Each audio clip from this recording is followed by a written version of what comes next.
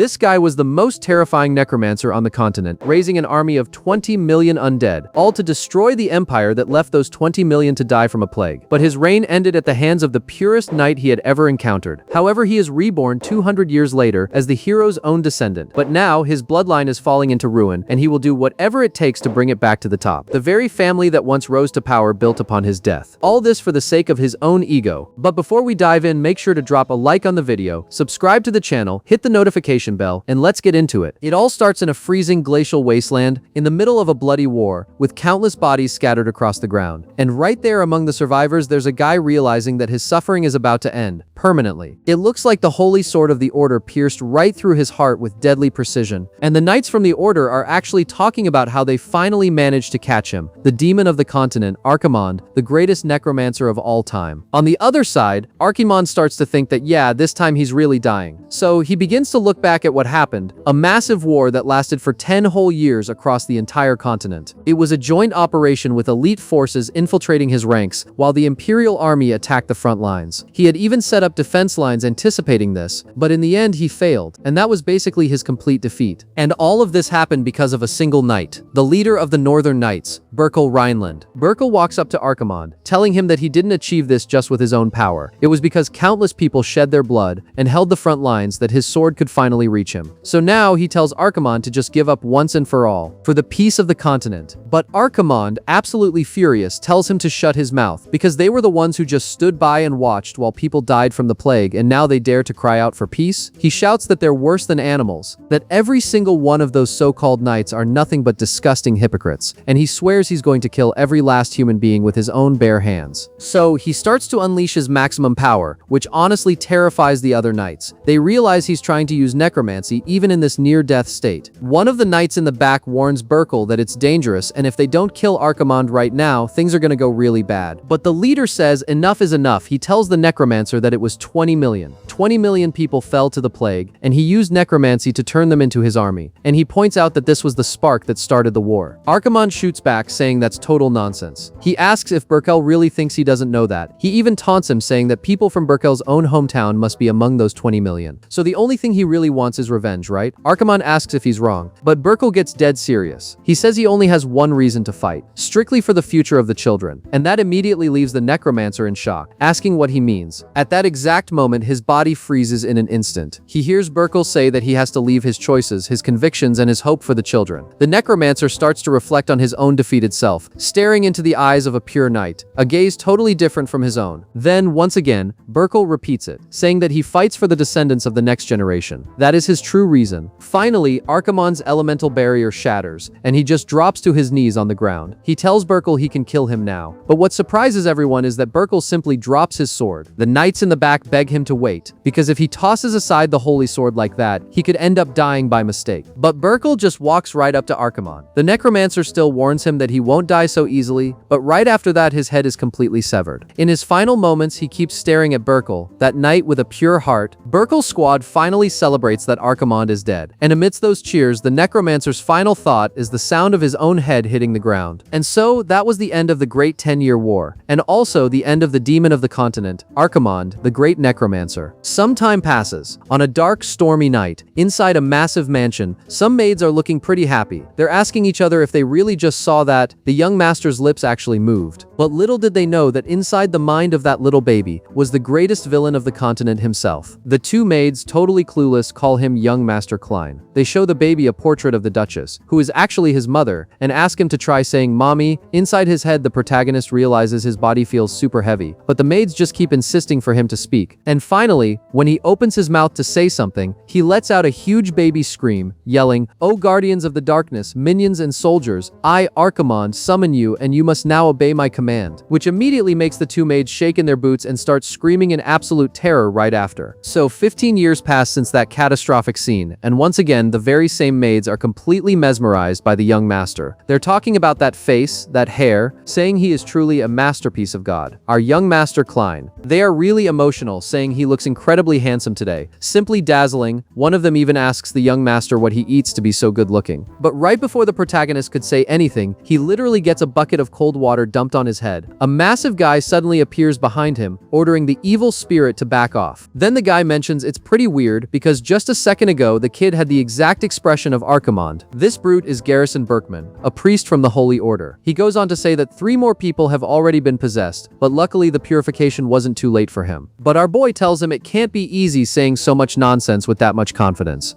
He asks if Garrison doesn't ever get tired of this so-called purification ritual or whatever garbage he's been doing for years. But Garrison says it's not garbage. The soul of Archimonde still lingers in the young master's body, so this wicked soul needs to be purified periodically. Our boy insists that he is not Archimonde, but Garrison just points out that the demon's expression is back again. Our guy starts thinking this priest is definitely a complete lunatic and slowly starts backing away, not wanting to draw more attention. But obviously the priest is super attentive and orders his goons to grab our boy. He declares that for the crime of insolence, they're going to give him a freezing holy water bath without any clothes on. Our boy begs him to stop, shouting that he's already said 1,000 times that he isn't Archimonde and that his name is Klein. And basically, this was the kind of life Klein, or rather Archimonde, has been living for 15 whole years. He really didn't expect things to end up like this, because he knows for a fact that he died that day. He's absolutely certain his head got chopped off, but when he mysteriously opened his eyes again, he was in the body of a baby, and out of all the things he could have said, the very first words he yelled were an Archimonde necromancy chant. So thanks to that, he was treated like an evil spirit and locked up in a monastery as soon as he turned 3. And after a while, he ended up meeting this guy, who claims to be a priest of the Holy Order. Our protagonist unfortunately had no idea that this would be the beginning of his disaster. Things like Garrison's great 24-hour prayer song, Garrison's freezing garlic bath, Garrison's purification fireworks show. He had to go through all sorts of torture in the name of a purification ritual, and even when he cried for help, nobody came to save him. And now, 5 years later, our completely defeated boy is wearing a little party hat on his head. Meanwhile, his personal maid right next to him says she hopes young Master Klein lives like a hero's descendant and soon becomes a healthy member of the family. This girl is Klein's personal maid, Arin, and she prays to the Holy Spirit and through holy prayer for him to be purified. But our boy, totally pissed off, grabs that party hat and throws it on the ground immediately, which makes Arin look super sad, and she tells him she actually made that hat herself. Instantly, our guy realizes he screwed up. He was way too emotional just now and thinks she must have worked really hard to make it with those tiny little hands of hers. So he apologizes to Arin, saying he crossed the line. But just as he reaches down to pick up the hat, Arin mentions that actually Father Garrison was the one who knitted it, which instantly paralyzes our boy. He grabs the hat, completely furious, and right as he turns around to set it on fire, Garrison mysteriously appears right in front of him, calling him young Master Klein. Getting super emotional, the priest says he really didn't expect him to wear the hat he spent a week knitting with so much vigor. He's genuinely touched by the scene, but our protagonist looks right in his face and tells him he's never wearing that in his life, destroying the hat completely. Right on cue, the priest yells that the wicked soul of Archimonde has appeared, but our boy just shouts back, "Archimonde, my ass." While they were arguing, someone walks into the room, bowing to Father Garrison, and asks if his purification ritual is over. This guy is the captain of the Red Carriage Knights, Dunkel. He mentions that the rumors about young Master Klein being Archimonde have been going around for over 10 years now, and the Order has stated there are no more problems. This really surprises both of them, and Garrison quickly changes his tune, saying, "Of course, Captain Dunkel," telling him he can take all the time he needs. Seeing this, Klein thinks to himself that this psychopath doesn't even pretend to listen when he speaks, but is always kissing up to the Knight Captain. He figures this guy Garrison really knows how society works. At that moment, Garrison turns around and says he'll be taking his leave now, but just as a precaution, just in case something happens, the next purification ritual will be on Friday, so he needs to wash up and wait, keeping his body and mind very pure. Our boy just tells the psychopath to get out. Finally, with Garrison gone, Klein is completely fed up. He asks if a cleric can really just torture people like this for 5 years straight. He wonders if that guy is even a real priest, because he looks more like some kind of muscular demon. The innocent maid Arin goes up to our protagonist and asks if he's really not Archimonde anymore. Our prota answers that yeah, definitely not. He doesn't even want to hear that name anymore. But in reality, he knows that if he actually said he was Archimonde, who knows what kind of torture he'd face. He should be focusing on recovering his body's strength, but instead he's dealing with stupid purification rituals. He remembers that ever since he revived, he's lived a life under constant surveillance because of the rumors about Archimonde when he was little. That's why he had to be locked up in a monastery for 7 whole years. He's really outraged by it all. He thought he had finally returned to the duchy, but now this priest tagged along with him. On the flip side, Captain Dunkel explains that Garrison might look like that, but he's actually a prosecutor, and there's definitely a reason he's here. The innocent Arin asks what he means by a prosecutor. What is that? Is he someone important? The captain explains that it's a title given to to the strongest of the order, so he is a person with overwhelming power, someone that only the duke of their family could ever hope to face. This makes Aaron really excited, cheering that the young master's family is super strong. The captain says yeah, of course they are, but she wants to know something that makes her really curious. She wants to know who the strongest duke in the family's history is. The captain says that well, the others are great too, but it's probably the current 7th duke. But immediately our boy chimes in and says it's the first. The captain asks what he means by the first. His own father is the 7th duke, but Klein insists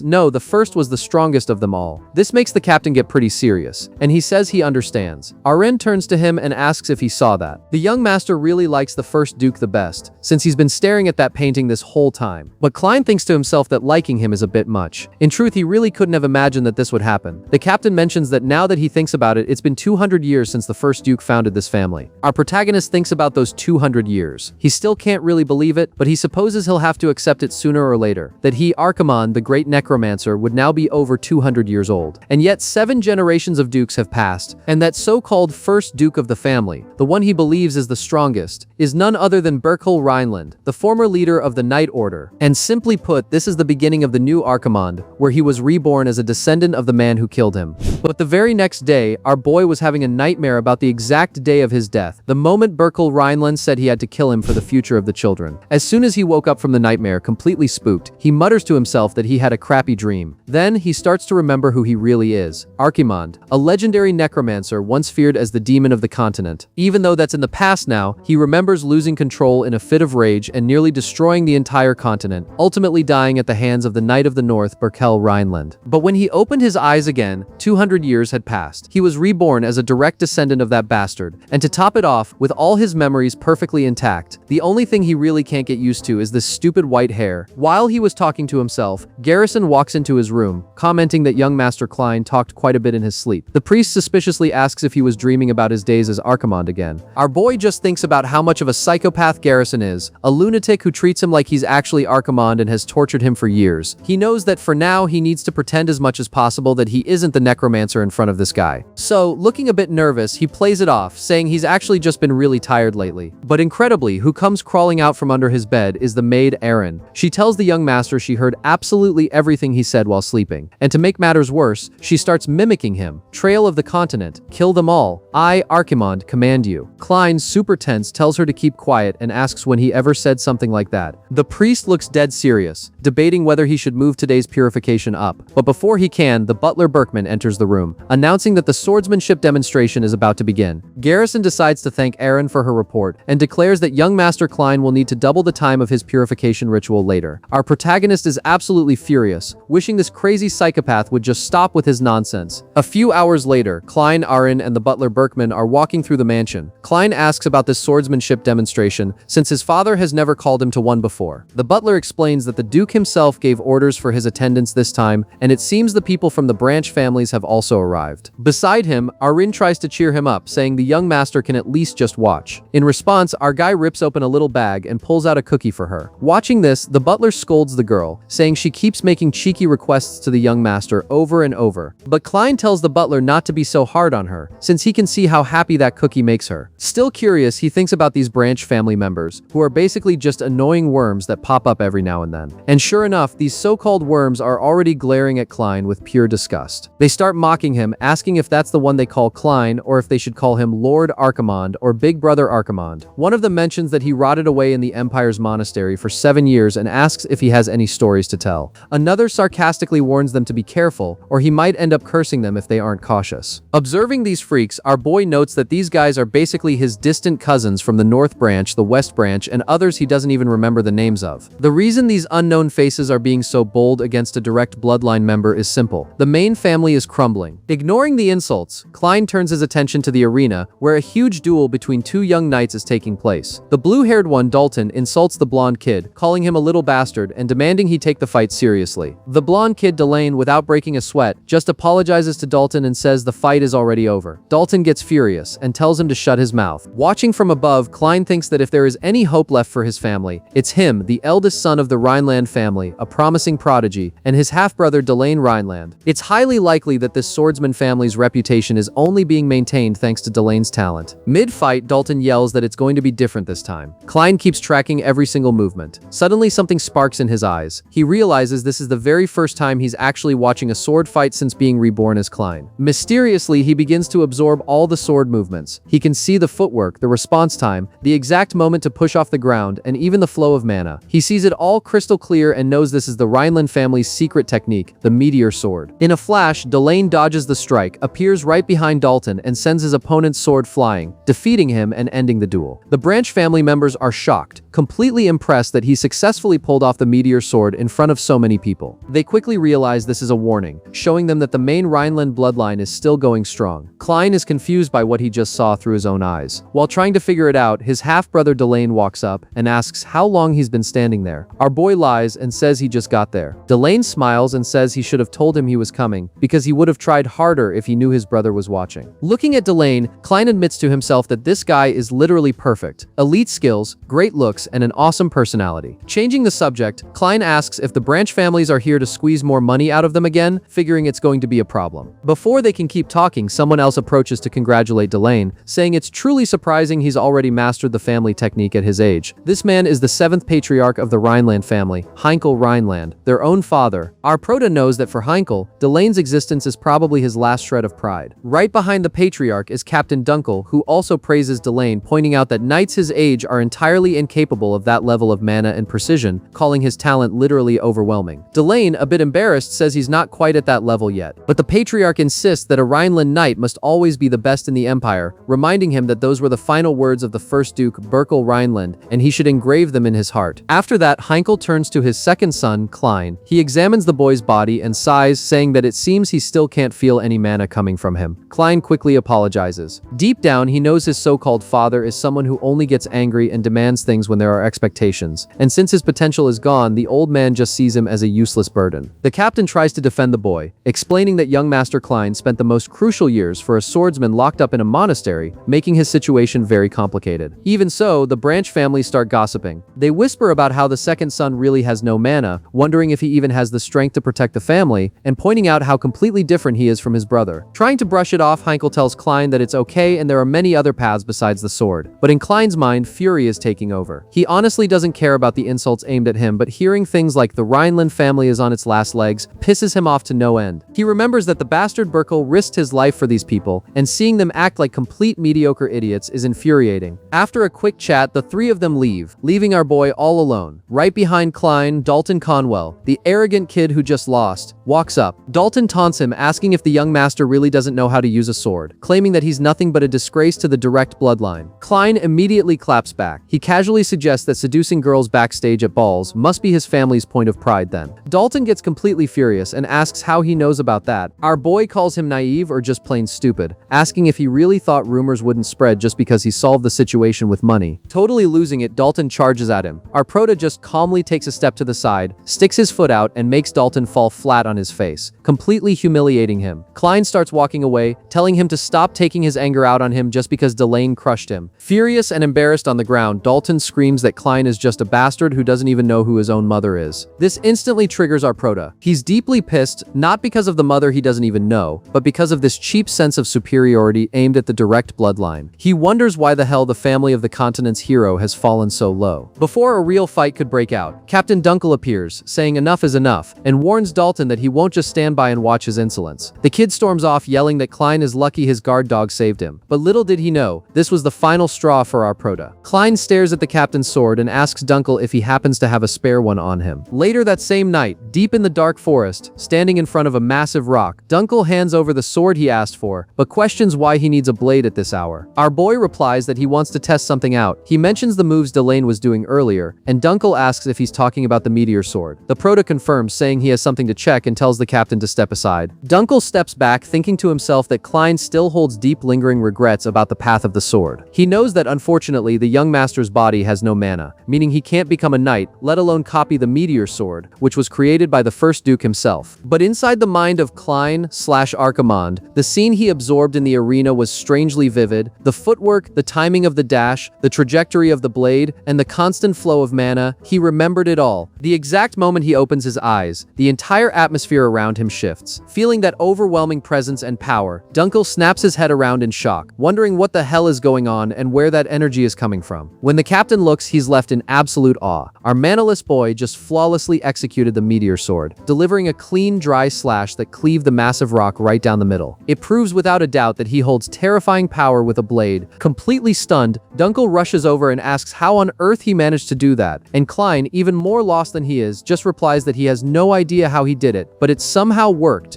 The next day, the maid Irene is extremely nervous about the situation, asking what is going on. Meanwhile, the priest himself wonders what that is, and comments to Irene that it can't be real. Now he can hold his breath underwater for over a minute. The priest, highly amused, asks if this is for real and jokes that apparently the young master is now some kind of fish. The priest then suggests, since he's a fish, how about they do the next purification ritual inside an aquarium. The moment our protagonist surfaces, he is furious. He starts yelling that there will be no aquarium and asks why the hell the purification ritual lasted even longer today. The priest, noticing he's done, comments that today went by really fast. Our protagonist questions him, "What do you mean fast?" The priest explains that he felt a sinister energy coming from the young master's room today. Klein asks what kind of sinister energy he's talking about, muttering that every single day the priest comes just to bother him for some idiotic reason. Right nearby, observing everything, the captain informs the young master that Lord Dalton has sent him an invitation. Our boy asks who that is, and the captain clarifies that it's Lord Dalton, the one he had a clash with alongside Delane the other day. In the letter, Dalton says he wants to apologize for the incident at the training grounds, which makes Klein highly suspicious. He really doesn't think that kid wants to apologize. Reading the letter carefully, he realizes it's an invitation to a hunting contest. After making such a scene at the training grounds, extending an invitation like this is pretty weird. Dalton clearly needs a pretext to lure him out of the house. Curious about the situation, Dunkel asks if he's going to accept. Klein replies that he has no reason to refuse, and besides, there's something he needs to test. He remembers replaying Delane's swordsmanship, which he saw days ago, over and over in his mind. Then he finally understood he can perfectly replicate any technique he sees just once. Even without knowing the reason why, he's able to do it. Hearing this, Dunkel says he understands and goes to prepare the carriage. However, to their surprise, the priest approaches. He mentions he heard about the hunting contest and suggests going along with them. Klein, irritated, asks why he would go and who the hell invited him. The priest simply replies by recalling what he had said earlier. Today, for some reason, he feels a sinister energy. Sometime later, inside the carriage, Irene is lying down, sleeping on the priest's lap. Klein grumbles, saying this is exactly why she shouldn't have come. The priest, however, gives her a pillow and explains that the terrain in the western forest is quite rough, making the first trip pretty difficult. He advises her that if she sleeps a little, she'll feel better. The priest, deeply moved, comments that his young master has truly grown up and is now doing cute things like worrying about others. Indignant, Klein replies that he wasn't talking to him but to Aaron. After ignoring the priest's nonsense, Klein begins to observe the scenery and notices that this place has also changed a lot. When he was here in the past, it was a place covered only in snow and corpses.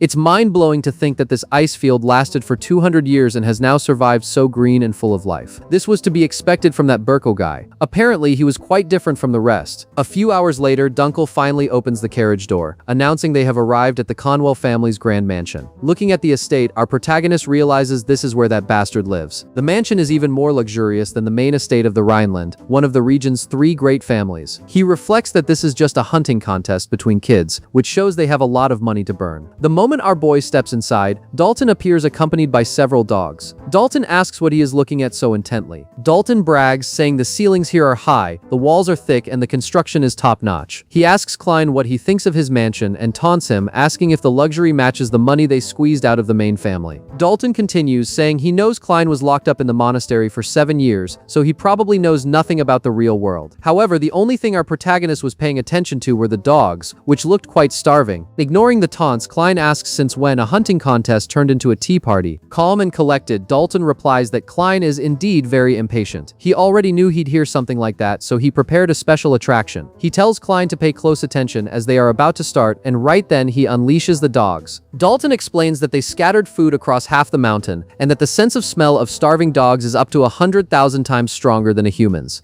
When these animals, hypnotized by the scent, run after the food, it will be the chance to hunt them. The goal is to use bows and arrows to kill them before they can get a single taste of the food. Highly excited, Dalton asks if Klein understands the rules, and claims this will be a very successful hunt. Right next to them, Erin appears, looking very sleepy. Immediately, Dalton approaches her and asks if this is the maid Klein brought along. He mocks her, saying he doesn't understand what a little girl like her could possibly do to make Klein care for her so much. Dalton then asks Erin to follow him, claiming he can give her a much better job. Instantly, Klein grabs Dalton tightly. Flustered, Dalton asks what his problem is. Our boy, without hesitating, tells him to take his hand off her before he destroys it right there and then. Furious, Dalton lets go of Erin's arm and says that Klein is in fact extremely extremely arrogant. Right after, Dalton mounts his horse and tells Klein to follow him. Klein gets on another horse and lets Dunkel know he'll be gone for a moment. He orders Dunkel to stay there with Aaron and not to follow them. The knight warns him that it's too dangerous to go alone. However, our protagonist hands him an item, explaining that it's a magic flare scroll. It's basically a single-use magic paper capable of transmitting different signals, and it can be activated even by someone without magical power. By tearing the paper, the linked symbol reacts and sends an alert. Klein whispers to Dunkel that the priest followed them all the way there, which makes him feel like something fishy is going on. He warns him that if he suddenly disappears, it means something went wrong. Worried, Dunkel asks what he means by went wrong. Klein confirms that's exactly it. If the priest vanishes out of nowhere, Dunkel must tear the paper immediately, and then the link symbol will appear on the back of his hand. Right after, Klein rides off, saying he's counting on Dunkel. A few hours later, our protagonist continues riding, tracking, and looking for Dalton. He figures his opponent couldn't have gone that far, and if he follows the forest trail, he'll catch up to him. Finally, he reaches his destination. Dalton greets him by saying he finally arrived, and mocks him by asking if he didn't take too long. The guy is surrounded by several dogs lying on the ground, apparently killed during the hunt. Klein gets off his horse, glares at Dalton, and asks what he's trying to do and what kind of bullshit this is. Dalton replies that this is the grand finale of today's competition, because the final prey he's going to hunt is Klein himself. Our boy asks, in a challenging tone, if he really plans on killing him. Dalton confirms it. He plans to cut off Klein's head and toss it to Delane. Dalton says that after that he will tell Delane that the Rhineland family is truly a joke, just an empty shell with no power or authority. He guarantees they won't even have a chance to fight back in the end. As soon as Dalton gives the signal, several mercenaries appear, surrounding the area. Dalton continues his monologue, stating that ultimately the title of Duke will end up belonging to his branch family. He says Klein should regret being born into such a stupid family, and sneers, "Oh, that's right. Tomorrow everyone will be saying that the young master of the Rhineland, the declining clan of northern swordsmen, died as dog food." And once again, Dalton pushes his luck, provoking the reincarnation of Archimonde to the absolute limit. At that moment, our boy remembers Burkle's words about the future of some children, and he simply bursts into a sadistic, uncontrollable laughter, terrifying everyone. In the midst of that bizarre laughter, Dalton asks what's so funny and wonders if Klein has gone insane. But, in a split second, Klein's expression changes completely. He coldly declares that Dalton is just a mere insect who dared to crawl around without knowing his place. The murderous pressure Klein exudes instantly terrifies Dalton. Our protagonist continues, stating that the Rhineland family was built at the cost of his own death in the past, and yet Dalton dares to insult and humiliate it. At that exact moment, Klein begins to unleash his full power, to the point where the sky itself turns red. Greatly shocked, Dalton asks if that is magic, but realizes it would be impossible, since Klein theoretically doesn't possess any magical power. Klein then replies that it isn't magic, but rather what they call demonic energy. Instantly, Dalton and the mercenaries panic, wondering what is happening and who the hell this guy is. Remembering ancient legends, Dalton stammers and asks if he just said demonic energy. Without answering his question, our boy begins his chant. He recites that he summons the ancient evil spirits buried by time, declaring that he will raise them from the shadows and make them descend into the light. From that moment on, he commands again in his own name, "Devour, devour, and keep on devouring." Terrified, Dalton screams that this can't be real and calls him by his true name, Archimonde. Meanwhile, our protagonist just lets out a dark chuckle. He then gives the final order to his evil spirits. Until those wandering souls disappear completely, they must devour absolutely everything, leaving not a single trace of them behind.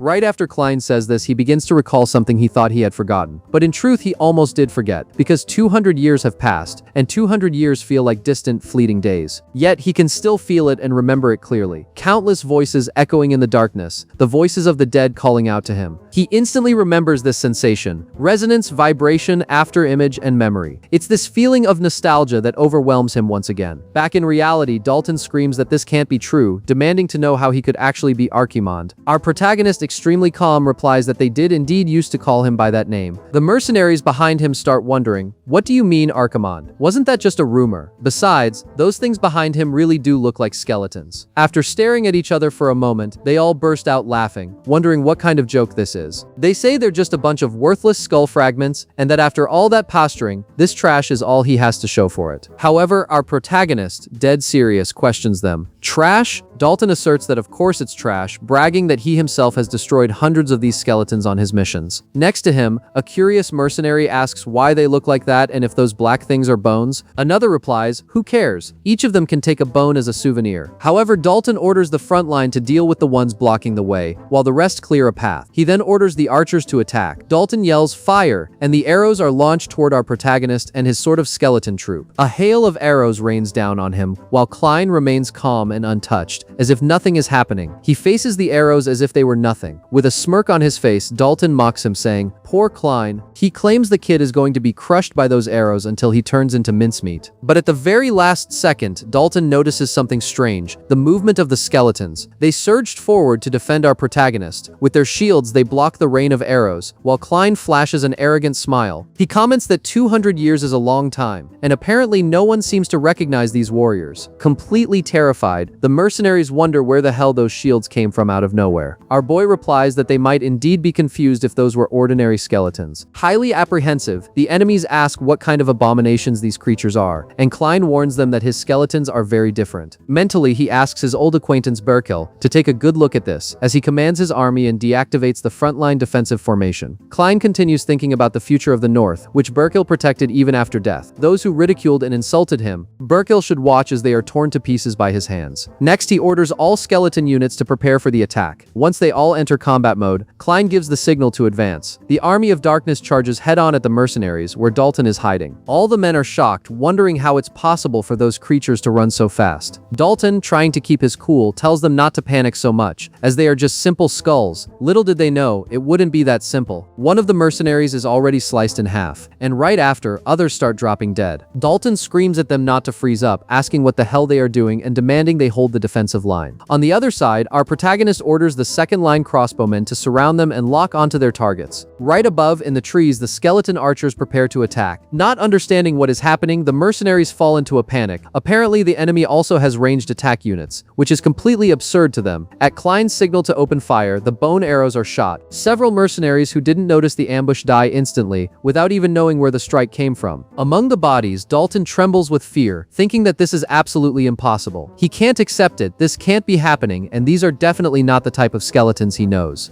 He realizes that if they keep going like this, they will be completely annihilated in no time. So, he orders the mercenaries to drop their crossbows, stop reloading, and switch to close quarters combat. Obviously, the mercenaries can't hear him too well amidst the chaos and the sound of clashing blades. Trying to convince himself, Dalton mutters that these creatures are just damn undead that are worth nothing. Right after managing to slice off the head of one of them, Dalton gets excited and celebrates. It was exactly as he thought. If you aim for the head, they die. But little did he know he would be attacked the very next second, managing to dodge the strike only by a hair. Confused, he wonders what is going on since he had clearly ripped the monster's head off. On the other side of the battlefield, our protagonist comments that people usually think that if you cut off their heads, skeletons won't get back up, but he had already warned them his skeletons are very different. Basically, the headless skeleton moves forward, crouches down, picks up its own head, and places it right back on its neck. Only Klein knows that this is the exact reason why he, under the name of Archimond, was able to devastate the continent in the past. Meanwhile, Dalton, in a state of shock, just watches the creature put its head back on its body with its own bare hands. Only Klein understands that spirits summoned with his dark energy don't die easily, and on top of that, they all follow orders and execute tactics flawlessly. Watching the bizarre scene, the mercenaries wonder what the hell those monsters are and why they keep reviving endlessly. Our boy assesses the situation and thinks that, with his current body, this number of warriors is his limit for now. He glares at them all and asks with a sadistic smile if they can continue now, which leaves the survivors even more terrified. Meanwhile, back at the Conwell mansion, Aaron asks the priest if the story is true, and if the young master really did that. The priest replies that it certainly is, and that this is the story from when the young master was still at the monastery. Highly amused, she comments that just picturing the scene makes her want to laugh. The priest notices this and points out that apparently Miss Aaron really likes the young master. She replies in a very cute way that of course she does. The young master is a very nice, kind, and sweet person, and he also always has plenty of cookies for her. She confesses that she thinks of him as the most warm-hearted person in the whole world. Little did the poor girl know that at this exact moment he is committing a massive massacre in the forest. Back to the fight, Dalton defeats another skeleton, or at least cuts its head off for the time being. But right after, the creature regenerates. Exhausted, furious, and indignant, Dalton grumbles that if he could at least stop their regeneration, the situation would be much better. Finally, he glares at Klein from afar and gets an idea. If he wants to eliminate the summons, what he needs to do is eliminate the summoner himself. He starts screaming that playtime is over, and that it doesn't matter if the enemies are dead or alive. If Klein dies, it all ends. So, in an act of desperation, he orders the death of our protagonist. But little did Dalton know that everything had been calculated by Klein from the very beginning, because our protagonist, for some unknown reason, can anticipate every move. With his ability, by recalling a technique he saw just once, he can imitate it flawlessly. In shock upon seeing his combat stance, Dalton recognizes the technique. It's Delane's, the secret skill of the Rhineland family, the meteor meteor sword which is used against him once more, defeating him in the blink of an eye. Appearing out of thin air right behind Dalton, our boy warns him not to think he's going to die that easily, because his true judgment is only just beginning.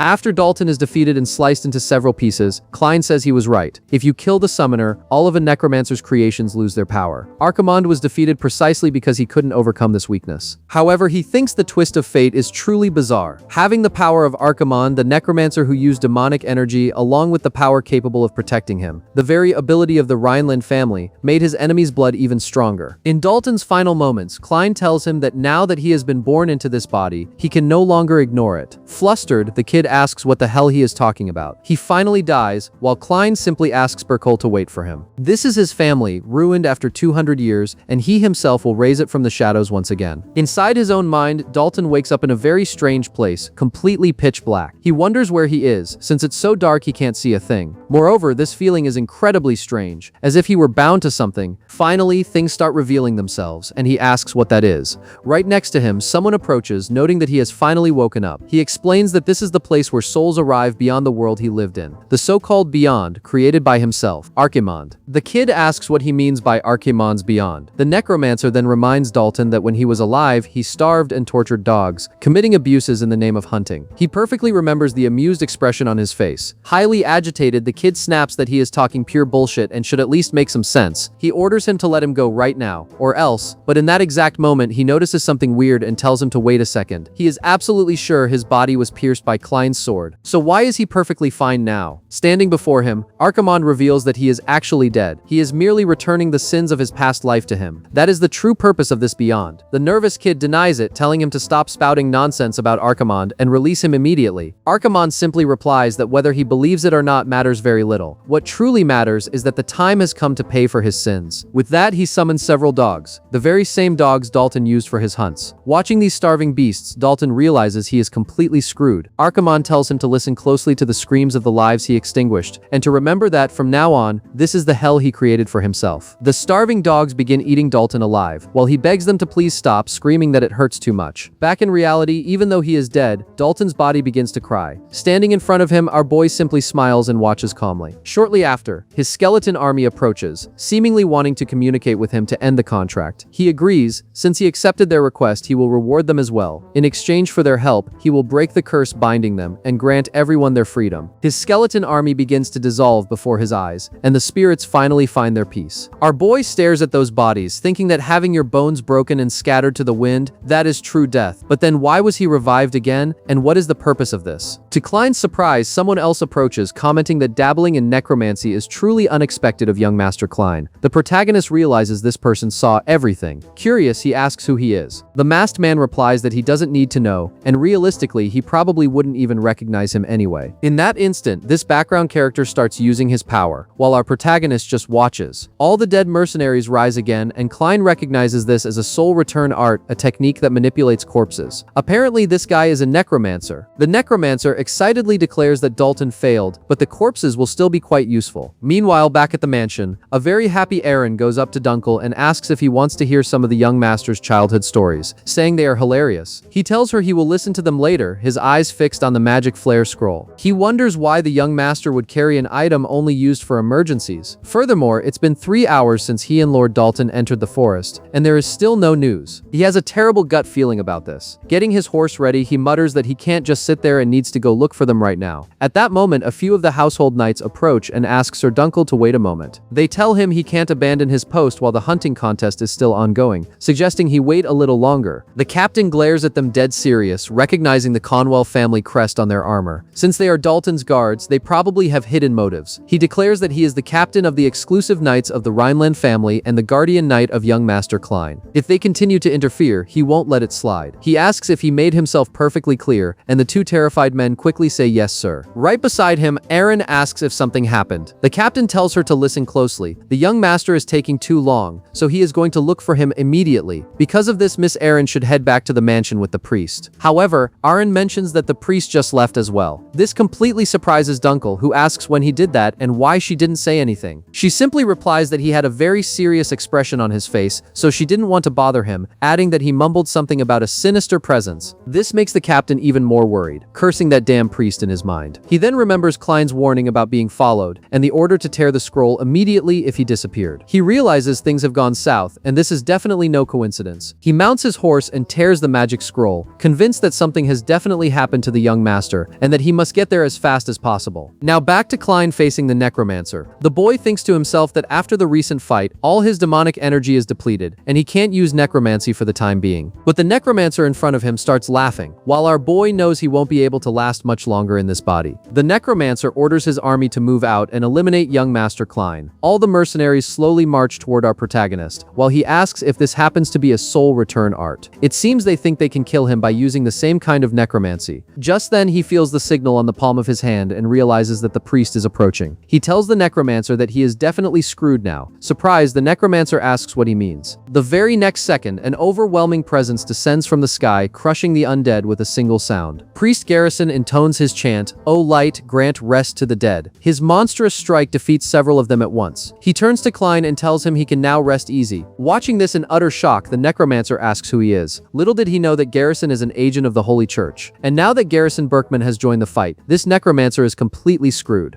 It is said that the agents are 3 human weapons who absolutely follow the Pope's orders. They are the Order's most powerful force, and the only ones capable of wielding the sacred weapons left by the Holy Grail. They say the power of each one is comparable to that of a fortress. So now this little Necromancer is seeing firsthand the power of a sacred relic. Among them, the one who holds the title of the strongest by pure brute force is now standing before Klein, Garrison Berkman. Once again, the undead army charges at Garrison, clearly wanting to kill him. But he defeats them with his sacred relic, which appears to be a Bible. He states that he is speaking as a sinner, that he must seek and pray, for this will grant him the baptism of fire and atone for his sins. That is true mercy. He walks past each of the undead and crushes their heads with the Bible in his hand, or maybe just some holy book, as it isn't explained very well. Garrison declares that this is judgment. Watching from behind, the Necromancer thinks this is madness and wonders why an agent of the Order is here. Besides, what the hell is that power? After his army is defeated, the two lock eyes. The Necromancer starts muttering that this sucks. They didn't say this would happen here, and he knows defeating someone like him is impossible. Unfortunately for him, Garrison grabs him and asks where he thinks he's going. The kid just begs him to stop and wait a minute so they can talk. Without a second thought, Garrison replies that the prayer isn't over yet. He tells him he should be grateful this judgment didn't fall upon him, and in the name of the light grants him mercy by exploding the kid's head with his bare hands. All that remains of his skull is a single eye slowly bouncing toward our protagonist. Right after, Garrison walks up to him. Klein knows the priest only took a single step and moved forward without looking back, but with his mere presence and the sheer air pressure, over 20 bodies were blown to pieces. Garrison, his hand covered in blood, reaches toward Klein's head and mentions he felt a sinister Necromancer aura and came running immediately. This leaves our boy in shock. With a slight smile, Garrison says that while he is very curious about something, the energy he felt didn't seem to belong to that guy. Our protagonist realizes this brute bastard is actually quite smart. He knows that if he makes a single mistake right now, no matter how small, the priest will kill him on the spot. But to save the day, Dunkel finally appears, asking if Klein is alright. Our boy is surprised but happy to see him, as this time he really saved the day. Meanwhile, Klein realizes it is exactly as he thought. Using necromancy with this body was too much for him. He finally collapses to the ground. Dunkel runs toward him, asking what happened and whose blood all this is. Our protagonist just asks him to stop yelling for now, as he can hear him perfectly fine without it. Curious about the situation, Dunkel asks where Lord Dalton is. Our boy tells him he killed him because the guy tried to assassinate him. The next day, in the middle of a family tribunal, Dalton's father starts yelling at everyone. He says this makes no sense and demands to know what the hell Klein is trying to say. That his son Dalton tried to assassinate the young master? This guy is Count Delkin Conwell of the Conwell family. He tells everyone his son is a member of the Knight Order who knows honor and loyalty, that his death is an injustice, and on top of that he is being accused of murder. He asks if the priority shouldn't be finding the real culprit. On the other hand, the patriarch replies to Count Conwell that despite the long and intense interrogation, Klein hasn't changed his statement. He asks if there's anything else to add because at the exact time both disappeared, records show about 20 private mercenaries were dispatched from the Conwell territory.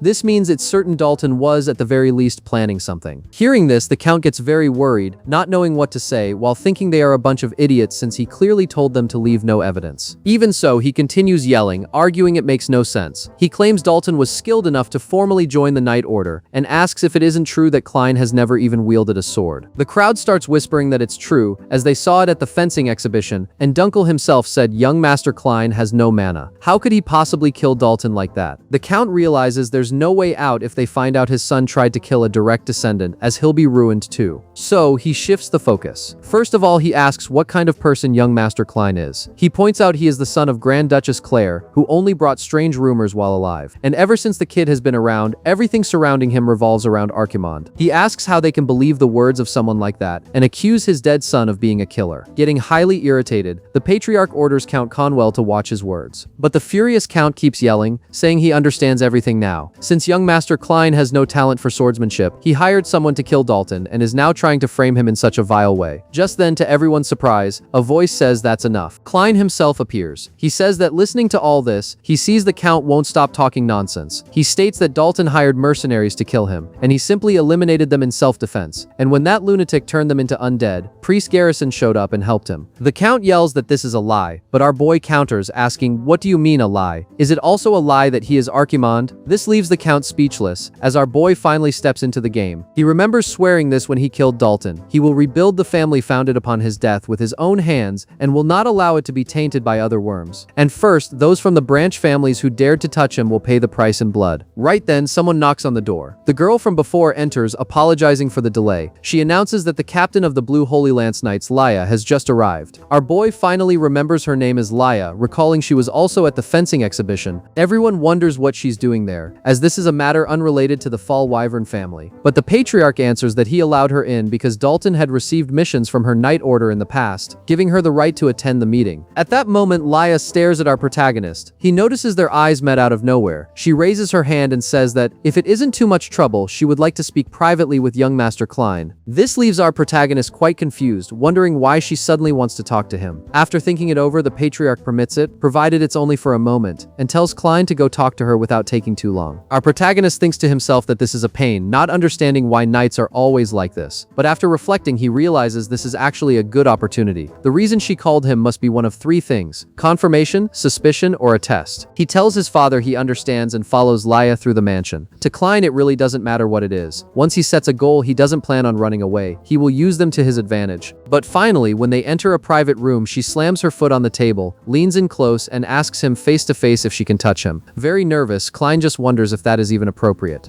Before this, it is said that Laya Rain Fallwyvern is the eldest daughter of the Fallwyvern family, one of the three great houses of the continent alongside the Rainland. She is the commander of the Blue Holy Lance Knights, masters of the spear. The official record of her strength states that during a monster extermination operation in the West, while scouting to protect civilians, Commander Laya eliminated high-level monsters all by herself. She wiped them all out on her own. Back to the present, she glares at our protagonist and asks what he is doing and if he's not coming. A bit nervous, he says he is. She simply tells him not to act like they are close, since the two of them aren't even real family. Our boy remembers his father telling him that his aunt is Duke Fallwyvern's second wife, making Laya basically his cousin. Klein knows Dunkel was the one who explained this to him, and he also knows she is the first wife's daughter. In other words, biologically, they don't share a single drop of blood. Finally, after they enter an isolated room, Laya warns him that from here on out it's just personal curiosity, and simply slams him against the door. She moves in all at once, leaving Klein quite confused and asking what she means by that. She gets very close to him and asks if she can touch him. Klein asks what kind of question that is. First, she grabs his hand and comments that it's soft and smooth, without any common wounds or blisters. It even feels like a baby's hand. Our highly nervous boy wonders why she keeps touching him like that. She continues saying that well-trained swordsmen sometimes don't even have calluses, although certain parts get hardened, like below the index finger where it touches the sword hilt, and the inside of the thumb. Tendons can't lie. Our boy, even more confused, asks what this has to do with anything. She then asks if he really has never used a sword. Just by looking at his hands, there are no traces that he has ever wielded a weapon in his life. But even so, he claims he defeated and survived Dalton and 20 mercenaries. She concludes by asking if perhaps he possesses another power. Instantly irritated, our boy pushes her away. He asks if that was what she was talking about. Apparently, she also wants to know if he is Archimond or something like that. The protagonist recognizes that this girl is quite dangerous. This isn't simple curiosity. That gaze is looking for reactions, not answers. Silence would turn into acceptance and doubt into certainty. The easiest response is to act more confidently than she does. He fires the question back, what if it were true and he really was Archimond? Instantly, she starts laughing. She questions how a random kid like him could ever be Archimond. The word kid messes with Klein's head. He asks if she really just called him that. She confirms it wasn't a mistake and repeats, he is too small to be Archimond. His proportions don't help at all, and his voice and physique command zero respect. In short, he is just a random kid. This leaves Klein's brain boiling with with rage, hatred, and all the worst feelings possible. Apparently, the emotional damage was huge. She keeps going, if he is an Archimond, doesn't know swordsmanship, and still defeated a knight, she will give him a kiss if he actually pulled that off. The provocation leaves him even more lost, wondering why she would do that. Due to the emotional damage, he becomes incapable of thinking rationally at the moment. Our boy starts wondering if this is part of some politicking or bribery, but she simply turns and walks away, noting that it's late and they can head back. Before leaving, she tries to add that Archimond would never be like that, but before she can finish the sentence, the scene cuts. Young Master Klein and Lady Laya return to the tribunal. Our boy admits to himself that he was too naive. He is the useless second son who was locked up by the Order for 7 years. If he merely said he killed Dalton in self-defense, it was obvious no one would believe him. Upon returning, Klein's father asks what the two of them were talking about. Before Laya can answer, our boy draws his sword and displays it, surprising everyone in the room. Right after, he points the blade at Count Delkin Conwell. He knows this is the only way to personally prove his word. He tells the Count to stop wasting time and settle the matter like a man, northern style. Klein declares they will have a duel through a trial by combat. This instantly shocks everyone, and the Count asks what he just said. As everyone there knows, trial by combat is an ancient form of judgment used in the North when a conclusion is hard to reach. There are no restrictions on weapons or techniques, and the duel's outcome decides the verdict. In short, whoever wins the fight has the final say. Highly surprised, the old Count asks why he suddenly wants a trial by combat. Our boy replies that he has many reasons for it. He states that despite having proof Dalton tried to kill him first, the Count tried to frame him in his son's place, and insulted his mother in the process. Internally, Klein knows the truth is only half of that. He truly bears the name Klein, but his real identity is Archimond, and he harbors no special feelings for the mother of his second life. The Count, still stunned, argues that the young master can't just do something like this out of nowhere. However, our boy demands he make up his mind quickly, asking if he plans to keep everyone waiting. The crowd starts whispering, impressed that there are still people who remember that ancient tradition, commenting that a trial by combat after so long will be quite interesting. Noticing the mood, the patriarch declares that this is a tradition passed down since the family's founder, and they cannot simply ignore it. As the 7th Duke of Rhineland, he guarantees everything will be decided according to the duel's outcome. All evidence presented so far will be invalidated. This makes the Count realize this is his big chance. The Count turns to the boy and asks if he's absolutely sure about this, pointing out that the young master possesses no magical power. He asks if Klein intends to send another knight in his place, already absolutely certain in his mind that he will have the brat killed. Our protagonist assures him that it doesn't matter and that he will see how he destroys him personally, just like he did to his dear son Dalton. The Count then accepts the challenge, setting the duel to take place in 4 days. Many people might think Klein acted on impulse to cause a scene, but he knows this is just the beginning. He will use the Conwell family as a stepping stone to prove his point to all the branch families present. He will show everyone exactly how he intends to reform the Rhinelands. Back in his room, Klein faces his older brother Delane. Delane asks why he requested a trial by combat, questioning if he has lost his mind. He warns that Klein could die. Our boy replies that he has already said 1,000 times that he won't die. Their father already allowed it, so Delane should just accept the situation. Very nervous, Delane agrees, but reminds him that in a trial by combat there is a champion system, offering to fight in his brother's place. Klein refuses. He explains that the branch families only remain submissive in the North for one reason. The main family has the strongest swordsman, their father. Delane will inherit that strength in the future. Klein tells his brother to get real, as stepping into this trial in his place would give their enemies a legal opportunity to kill the legitimate heir of the Rhinelands. This leaves Delane surprised. Klein thinks it must be frustrating for his brother not to be able to act precisely because he is the heir, but he knows fighting alone is necessary to change his own reputation. He wouldn't hand this chance over to Delane on a silver platter. Despite understanding the logic, Delane confesses that when Klein was born, he was so excited to have a little brother that he ran straight to see him. At the time, the first thing he saw was an angel. To Delane, it doesn't matter if they have different mothers. The Order ripped him away from them, and the family waited 7 years to get him back. And now, out of nowhere, he throws himself into a trial by combat. Delane grabs Klein, tells him to listen closely, and insists he will fight for him. At that exact moment, Dunkel enters the room. He apologizes for interrupting, but announces that Count Conwell has already chosen his champion. Curious, our boy asks who it is. The captain reveals his name is Randall, a knight expelled from the Empire who heavily stood out in combat. The reason for his expulsion was his uncontrollable murderous impulses. He killed compulsively, as if there were no tomorrow and as if it were all just a game of pleasure for him. Elsewhere, this Randall appears drinking what looks like the blood of his victims in a very macabre scene. He mutters to himself that he will face the young master of the Rhinelands and that apparently on that day he will finally be able to hear a child's screams again after a very long time.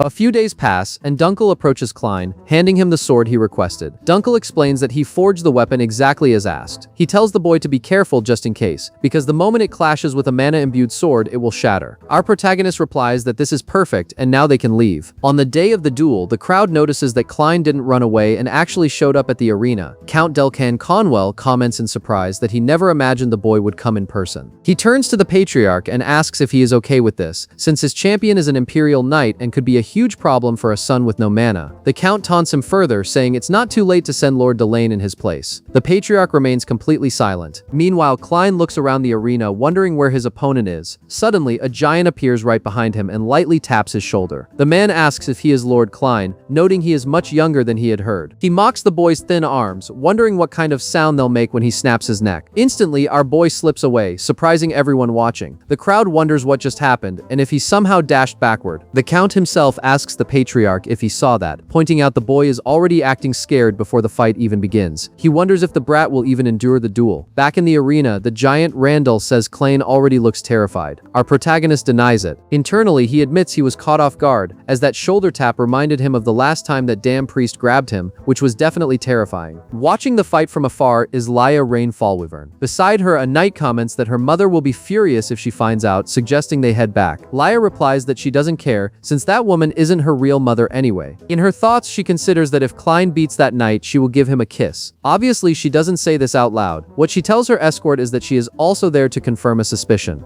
Down in the arena, our boy warns Randall that his neck has been very stiff lately, so he shouldn't touch his shoulder. The giant couldn't care less and taps his shoulder again. Furious, Klein calls him a damn pervert, reminds him he told him not to touch him, and asks if his ears are stuffed with muscles too. On second thought, Klein taunts that is exactly why the Empire abandoned him. This leaves Randall infuriated. He snaps back that this is excellent, and the more foul-mouthed the boy is, the more he will have to scream in pain later. Randall prepares to crush him all at once. Meanwhile, Klein unbuttons his coat. The punch comes flying in, aiming to crush the boy entirely. But when the giant realizes it, the only thing he is holding is Klein's coat. The crowd starts whispering that the boy was smashed into the ground, wondering what kind of monstrous power that was. Apparently, Lord Klein simply vanished. When everyone finally notices, our protagonist is on the other side of the arena, his sword already drawn. Klein thinks to himself that the bastard has a terrible temper. He knows a direct confrontation will be extremely difficult. If he takes a single hit from that massive body, he's the one who will be blown to pieces. He hates to admit it, but this isn't a situation where he can relax. In the stands, the knight apprentices watch the fight, noting that Klein dodged very well, but wondering how he could ever beat a monster like that. Even a glancing blow would shatter his bones, so he is seemingly just walking to his death. This leaves his brother Delane deeply worried. Delane recalls what his brother said days ago. Stepping into fight would give their enemies a legal excuse to kill the Rainland heir. He acknowledges Klein is right. The family's fate is at stake, so he can't just interfere and do as he pleases. However, watching something like this isn't what he wants at all. Finally, the duel heats up as the two clash. Our boy aims straight for the giant's neck, but Randall manages to grab Klein's sword and throw him away. Stabbing his sword into the ground, our boy stops the impact. Randall declares the fight is over. But seeing the strike was blocked, he asks if Klein really thinks he can win just by dodging and blocking like that. He taunts him, asking why the boy doesn't try using his necromancy, since he is the great Archimond. Once again, they angered the wrong person. Randall faces a much calmer Klein than before. The protagonist glares back with a terrifying expression, a demonic aura exuding from his body. He mutters that this is highly annoying and wonders out loud if he should just use necromancy to kill them all right then and there. This instantly terrifies the giant, making him take a few steps back. The crowd is utterly confused, wondering what just happened to Randall, as there was no way he'd want to go easy on his opponent. Inside the psychopath's mind, he wonders what that was. There was definitely nothing there, but that strange feeling and sinister aura completely shook him. Count Delcan is confused, demanding to know what is going on and why his champion is acting like that. Meanwhile, the protagonist's father watches the fight in surprise. Back in the fight, Klein tells him not to worry, as he won't use necromancy. As a Rhineland, he knows this is a place to prove one's worth entirely with the sword, therefore he won't use magic. This declaration greatly surprises his father and the entire crowd, obviously making the Count nervous. Randall convinces himself it must have been a mere coincidence. He is leagues above Klein in both stamina and physical strength. Besides, that brat has no mana, making it impossible for him to win. The strength of Imperial swordsmanship lies in not holding back mana and pushing every sense to its absolute limit. Breathing, muscles, blood flow. With this, one can hunt the opponent with a single burst of power. Randall charges forward, ordering the damn Rhineland to die. Our boy manages to dodge the strike at the very last second while observing Randall's sword. Klein realizes he can see the enemy's technique, his mana capacity, and even the arc the blade makes. He can clearly see every single detail of the technique. This pisses the brute off even more. He calls Klein a damn fly and tells him to die right now, attacking with monstrous power. Amidst the explosion and smoke from the impact, Randall realizes the boy has vanished again. He is bewildered, wondering if Klein actually read every trajectory of his sword in such a short time, which would be completely absurd. Little did he know the protagonist was right behind him. Klein points out that with such a massive body, his back is left wide open. He then activates the meteor sword, delivering a massive slash across Randall's back. The crowd goes into shock, instantly recognizing the technique. Even Klein's father and brother are stunned. In the arena, Randall starts screaming in pain. He can't understand how this is possible since the boy has 0 mana. How the hell did he do that? Up in the stands, the knight next to Laia calls her captain, asking if she saw the same thing he did. Watching the fight, Laia gets slightly excited by the boy's movements and apparently a bit flushed, because by the looks of it, her lips already have an owner.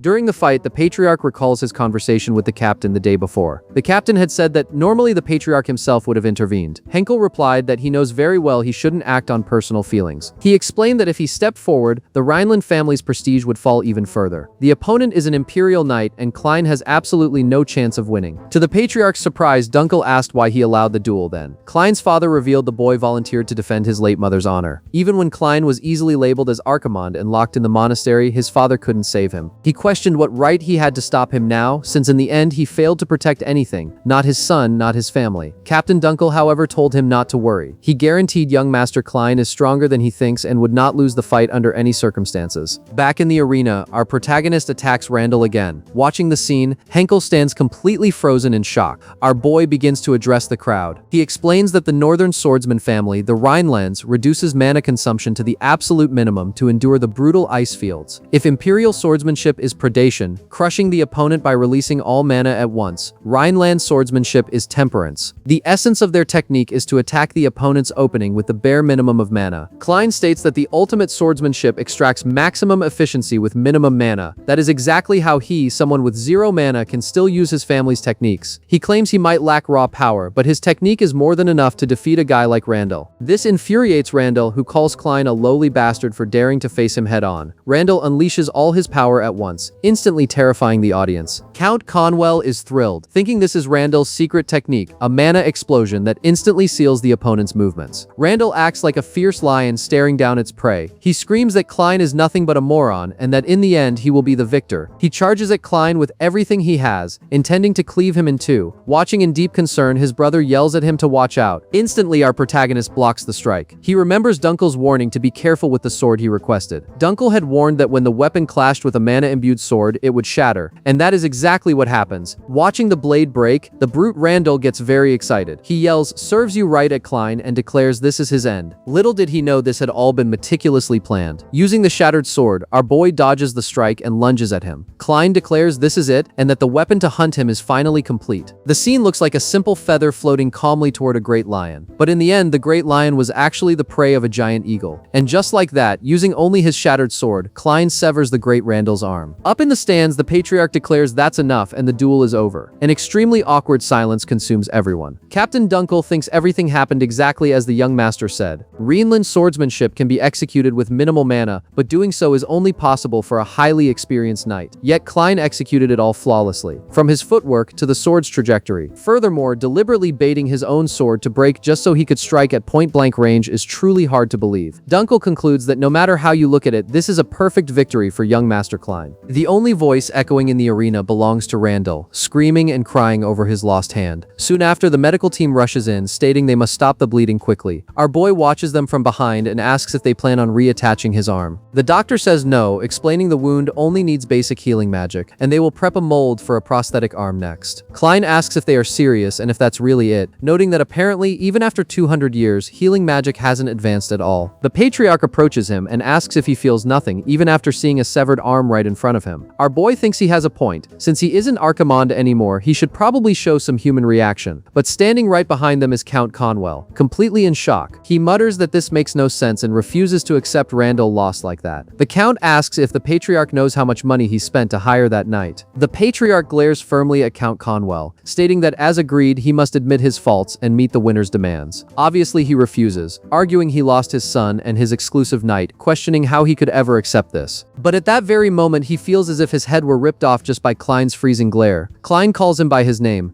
Delcon Conwell, making the Count fall to his knees in terror, staring at our protagonist in absolute dread. Klein slowly approaches him and the trembling, confused Count asks what is happening. The old man vividly remembers feeling as if his neck had been sliced, or at least he thought it had. As the winner of this duel, our boy orders him to confess his sins before the Master of the North. He commands Delcan to kneel and beg for forgiveness, bow his damn head and plead for mercy, otherwise he will be crushed under the weight of his sins and regret it for all eternity. Consciously, Klein uses an evil skill that seeps into Conwell's very being. The Count begins to feel a Death Lord standing right behind him, aiming at his back, ready to drag him into something far worse than death itself. With his teeth chattering in fear, he confesses to everyone that he was wrong and bows before Klein. He admits that he and his son dared to try and harm young Master Klein. Watching the man's terror, our protagonist recalls that this was originally a voice used to summon the souls of the dead, the voice of the deceased. It is a soul-disrupting technique exclusive to necromancers that induces extreme terror in the living. In front of the entire arena, Delcan Conwell slams his head on the ground, repeating over and over that he is so sorry. Furthermore, he confesses he insulted the young master's mother, the great Grand Duchess Claire, and begs for forgiveness for it. Klein thinks that with the magic being chanted right in his face, it makes total sense the Count would lose his mind. The crowd wonders what is going on, and how the pillar of a branch family could crumble so suddenly. For Klein, this is excellent. He believes this is a great start to his plans. He asks everyone to listen very closely to what he has to say. He introduces himself as the challenger of the trial by combat and its rightful winner. He declares he is the son of Grand Duchess Claire, and the second son of the strongest knight in the north, Duke Henkel, stating his name is Klein Rhineland. Meanwhile, inside a certain temple, Garrison forcefully throws a door open. He glares at an old priest from afar, who is currently praying for the light to watch over those who go where it cannot reach, even if the path is dangerous and painful. Approaching the old man, Garrison calls him Cardinal Morlock. Morlock recognizes Garrison's voice, notes it sounds grim, and asks what the problem is. Garrison reports their surveillance target was attacked by a necromancer and his undead, and he needed to look into it. Cardinal Morlock replies there is no need to worry, as everything is part of the plan. He reveals the attack was orchestrated in cooperation with the Empire, intentionally using the necromancer. He explains that a necromancer is an entity that incites fear, and those terrified by their appearance will inevitably turn to God, causing countless people to flock to the Holy Order. The Cardinal turns to Garrison, telling him he should understand very well that if they can revive the Holy Order and spread God's will, a handful of sacrifices is a fair price. Instantly, Garrison grabs the Cardinal by the neck. He furiously asks why the hell a servant of the Holy Temple has fallen into petty political games and made deals with heretics. Completely shocked, Morlock asks what Garrison is doing. But before the old man can scream for help, Garrison crushes his head with his bare hands, exactly as he did to the necromancer in the forest. Right behind Garrison, another man appears and asks if he feels better now. The newcomer mocks that throughout all this time, Garrison hasn't changed a bit, finding it funny that he has already killed more clerics than necromancers. He comments that they really ought to find out what Garrison is hiding inside his guts. This long-haired man is the Archbishop of the Holy Order, Palamon L. Garrison glares at Palamon and asks if that ambush was his doing. Palamon immediately denies it, saying he merely authorized the operation. He explains that he actually brought new information regarding their surveillance target. When Garrison lunges at him with full force, Palamon easily dodges the strike. The Archbishop notes that whenever necromancy is used, it inevitably leaves a trace. He shows a cross containing those traces, stating it belongs to the necromancer Garrison killed. Palamon explains the dead man's technique was a soul return art that raises corpses, something the Empire is actively researching. However, the other energy felt at the scene was a technique resembling the original form of necromancy, one that manipulates souls instead of corpses. Garrison asks what he means by the original form of necromancy. Palamon confirms it, meaning there were two necromancers at the scene. He then tells Garrison to listen very closely to his conclusion. The true identity of their surveillance target, the second son of the Rhineland family, is that of a necromancer.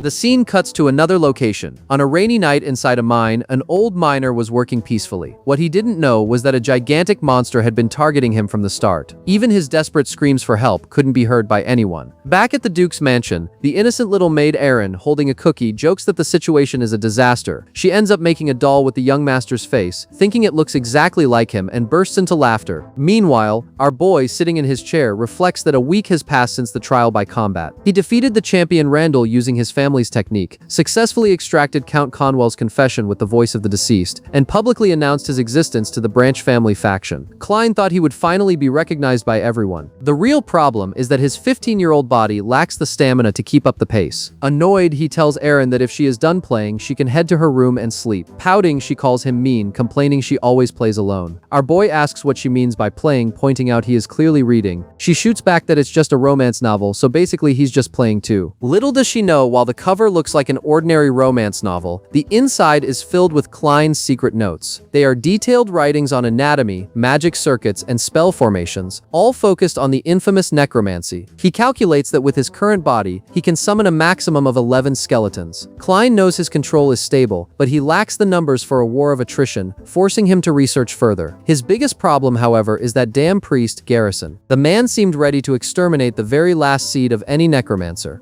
Since Garrison already suspects him, Klein must somehow recover his original power before the priest comes looking for him. The challenge is doing it without getting caught. Fortunately, his answer arrives the next day when his father summons him. Duke Henkel informs him they received reports of a sighting in the mines, with creatures commonly referred to as the undead. Instantly, our protagonist offers to go, knowing real combat is the best form of research. His father warns him of the high casualty reports and asks if he will be alright. Our boy guarantees it won't be a problem. Klein figures that after the trial by combat, even Henkel acknowledges him now. Furthermore, if the monsters are undead, they must be related to the mercenaries who attacked him earlier. This is the perfect opportunity to use necromancy as much as he wants, completely unseen. Little did he know he would later gain a companion, Captain Dunkel. Dunkel explains the Duke ordered him to tag along to ensure the young master's safety. Breaking the ice, the captain comments that the night sky looks incredible during missions. Our boy simply hands him a roasted skewer and tells him to eat. Dunkel thanks him, awkwardly confessing that he should actually be the one doing the work. Klein shoots back, asking if Dunkel didn't see the lump of coal he just made trying to cook, bluntly stating the captain's only job is to stand there and watch.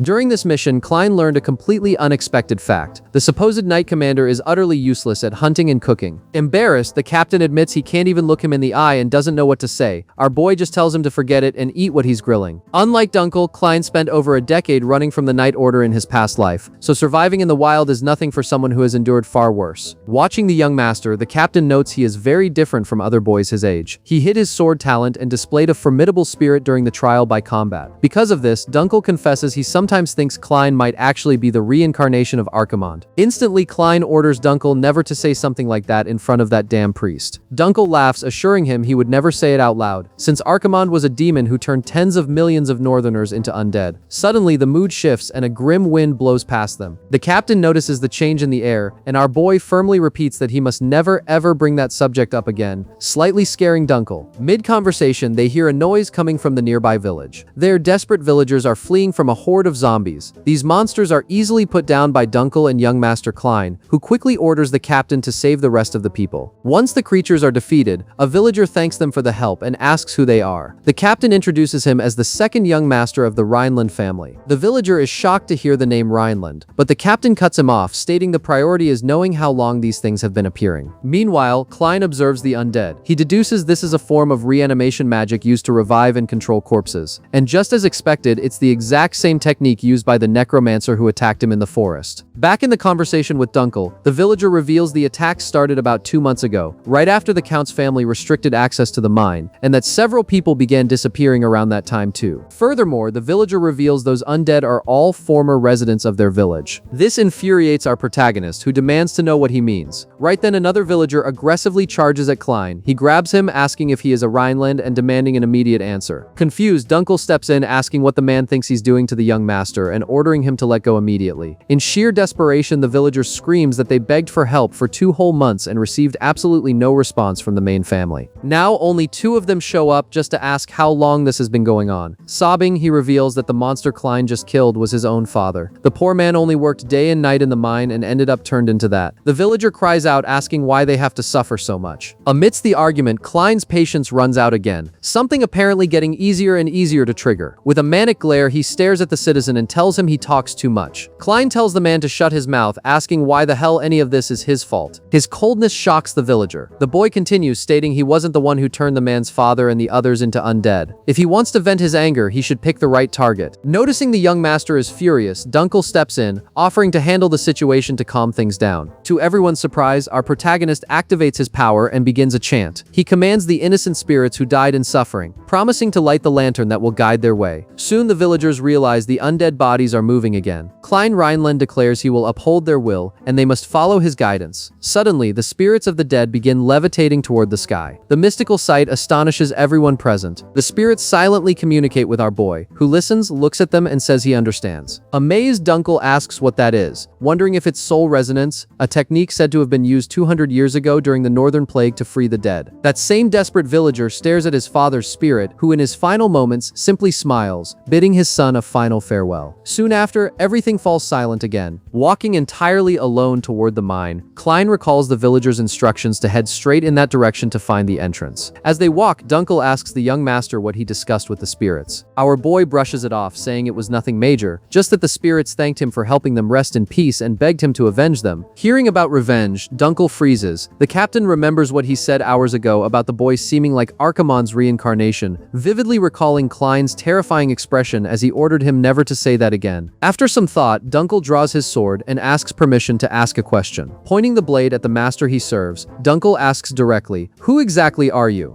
Right after this, the scene flashes back a few years to when the knight asked if that boy was Lord Klein Rhineland. He thought of the young master who, after being locked up in the monastery for 7 years, returned to the estate. The cursed young master who called himself Archimonde. What was even more surprising was his pitch-black gaze so close to the void. It was hard to believe such a look belonged to such a small child. It all started that day when they found a dead cat in the estate's kitchen. Then, a second dead cat in the back garden, a third the next day, a fourth, a fifth, and a sixth. In total, 7 cats were found dead. Thus, the rumors began. People said the boy had an affinity for necromancy since birth, claiming his mother's family was the same. The servants wondered if he truly was Archimonde. Apparently, the rumors were true, and it was indeed a cursed bloodline. Dunkel, like everyone else, also suspected this. Unlike the unsettling atmosphere hanging over the estate, the young master just stared out the window since the day he returned, completely uninterested in the rumors around him. Even though everyone suspected him of being Archimonde, Dunkel thought he was too young and probably had nothing to do with the cat incident. One early morning, the knight found the young master walking across the estate. He was completely alone, heading in a specific direction. Confused, Dunkel wondered where the boy was going at that hour and decided to follow him. Finding his path highly unusual, they eventually arrived at the family cemetery. Dunkel wondered what Klein was doing there. Unable to see clearly because of the tombstones, he considered moving closer to check. When he finally approached, he found the young master standing next to all the dead cats. Confused, the knight asked what was going on. Our boy replied that he was going to perform a funeral ritual for them. Still confused, Dunkel asked what kind of funeral ritual this was. Klein explained that judging by the lesions, it was an infectious disease. It was harmless to humans but fatal to animals. If the bodies were left alone, the disease would spread further and other beasts might dig them up as well. The knight warned that handling them with bare hands could get him hurt, suggesting they call someone else. Klein simply replied it was fine, as someone had to do it anyway. Back in the present, the captain recalls those words. A job someone has to do. Dead serious, he asks again, "Who are you?" However, Klein stops him and asks a question first, wondering if he remembers Berkel Rhineland's first saying. Dunkel replies that one's actions, not their roots, define who they are. Our boy confirms he is absolutely correct. That was the reason Dunkel, a poor commoner, was able to become the knight captain. That is also the reason he, the son of a foreign mother, is still alive today. It is precisely because of that. Klein notes that since leaving the monastery, the person who spent the most time with him was Dunkel himself. He then tells the captain to decide. If he truly believes Klein is Archimonde, he can kill him right now. Dunkel thinks it over, lowers his sword, and says he hasn't decided yet, as he certainly isn't convinced. However, the one he serves is the second young master of the Rhinelands, Klein, not some continent-destroying demon. Our boy stares at him quite surprised and replies that he understands, thanking him for the compliment. Walking deep inside the mines, they find themselves surrounded by several corpses. Dunkel comments that even this place smells like death. Klein agrees. To make matters worse, the corpses start moving, and they face several undead right in front of them. The captain notes he can see 7, but there must be more further inside. Klein turns and starts casting his magic, declaring he summons them and they must answer his call. He grants them flesh to crush their enemies. Several skeletal beings appear before him, greatly surprising Dunkel when he turns around. Klein orders them to advance, and his undead soldiers attack the other zombie-like undead. It basically turns into a massacre. Watching from behind, Dunkel mutters that this makes no sense, wondering how skeletons with such appearance and agility can exist. Klein casually mentions that Dalton's mercenaries said the exact same thing, asking if it's really that fascinating. The two keep walking deeper into the cave, escorted by Klein's skeletons. Eventually they stop after hearing a noise from deep within. Judging by the sound, Dunkel estimates there are about 40 of them, putting them at a severe numerical disadvantage. However, Klein turns again and unleashes his necromancy, declaring he releases the bindings wrapping their bodies and ordering them to free their agonizing souls to obey his command. With this, the enemy zombies transform into souls under his control. Our boy explains he is converting the subjugated undead into allies, his basic tactic when necromancers fight each other. He concludes this should be enough for the upcoming battle. Now with even more skeletons, they advance toward the sound. Klein orders the vanguard to push forward, and he and Dunkel follow right behind. They finally clash with the zombies who are easily obliterated by the vanguard. Klein orders the rearguard skeletons to support the attack and keep pushing relentlessly. The summons execute his commands flawlessly. Walking beside Klein, Dunkel thinks it's incredibly hard to believe what he's seeing, even watching it live. He knows skeletons are considered low-tier summons among the undead, but he can't understand how they move like that, exactly like a real army following its commander's orders. After the battle, with all the zombies wiped out, Dunkel calculates they annihilated a force 4 times their size and wonders what the hell all of this is. Beside him, Klein states that from here on out, it will just be the two of them. He reminds Dunkel of his promise to believe in him, meaning the captain must see this through to the end. Reaching even deeper into the mine, Dunkel finally stops and notes that the further they go, the weirder the situation gets. As he speaks, a few drops of blood fall on his face. He wonders what that is and then hears a human voice. He calls out, asking if anyone is alive up there and assuring them they came to help. But when he finally gets a good look at the cave ceiling, he is terrified. Countless bodies are tied up and suspended by ropes. Horrified, Dunkel asks what the hell this is. Klein takes a look and deduces that the missing villagers were kidnapped and used as tools for reanimation magic. While they talk, someone appears right behind them. The person says that, as expected, he really knows his stuff. The tall woman, dressed in very peculiar clothes, explains that reanimation magic is a spell that revives corpses and turns them into the summoner's familiars. That is why it requires a massive amount of high-quality bodies. Basic knowledge among them the necromancers. Our boy glares at her and asks who she is. The woman replies she never thought she would find him in a place like this. She greets him saying, "It's been a while, demon of the continent, Lord Archimonde." This leaves our boy in absolute shock, wondering if she actually recognized him.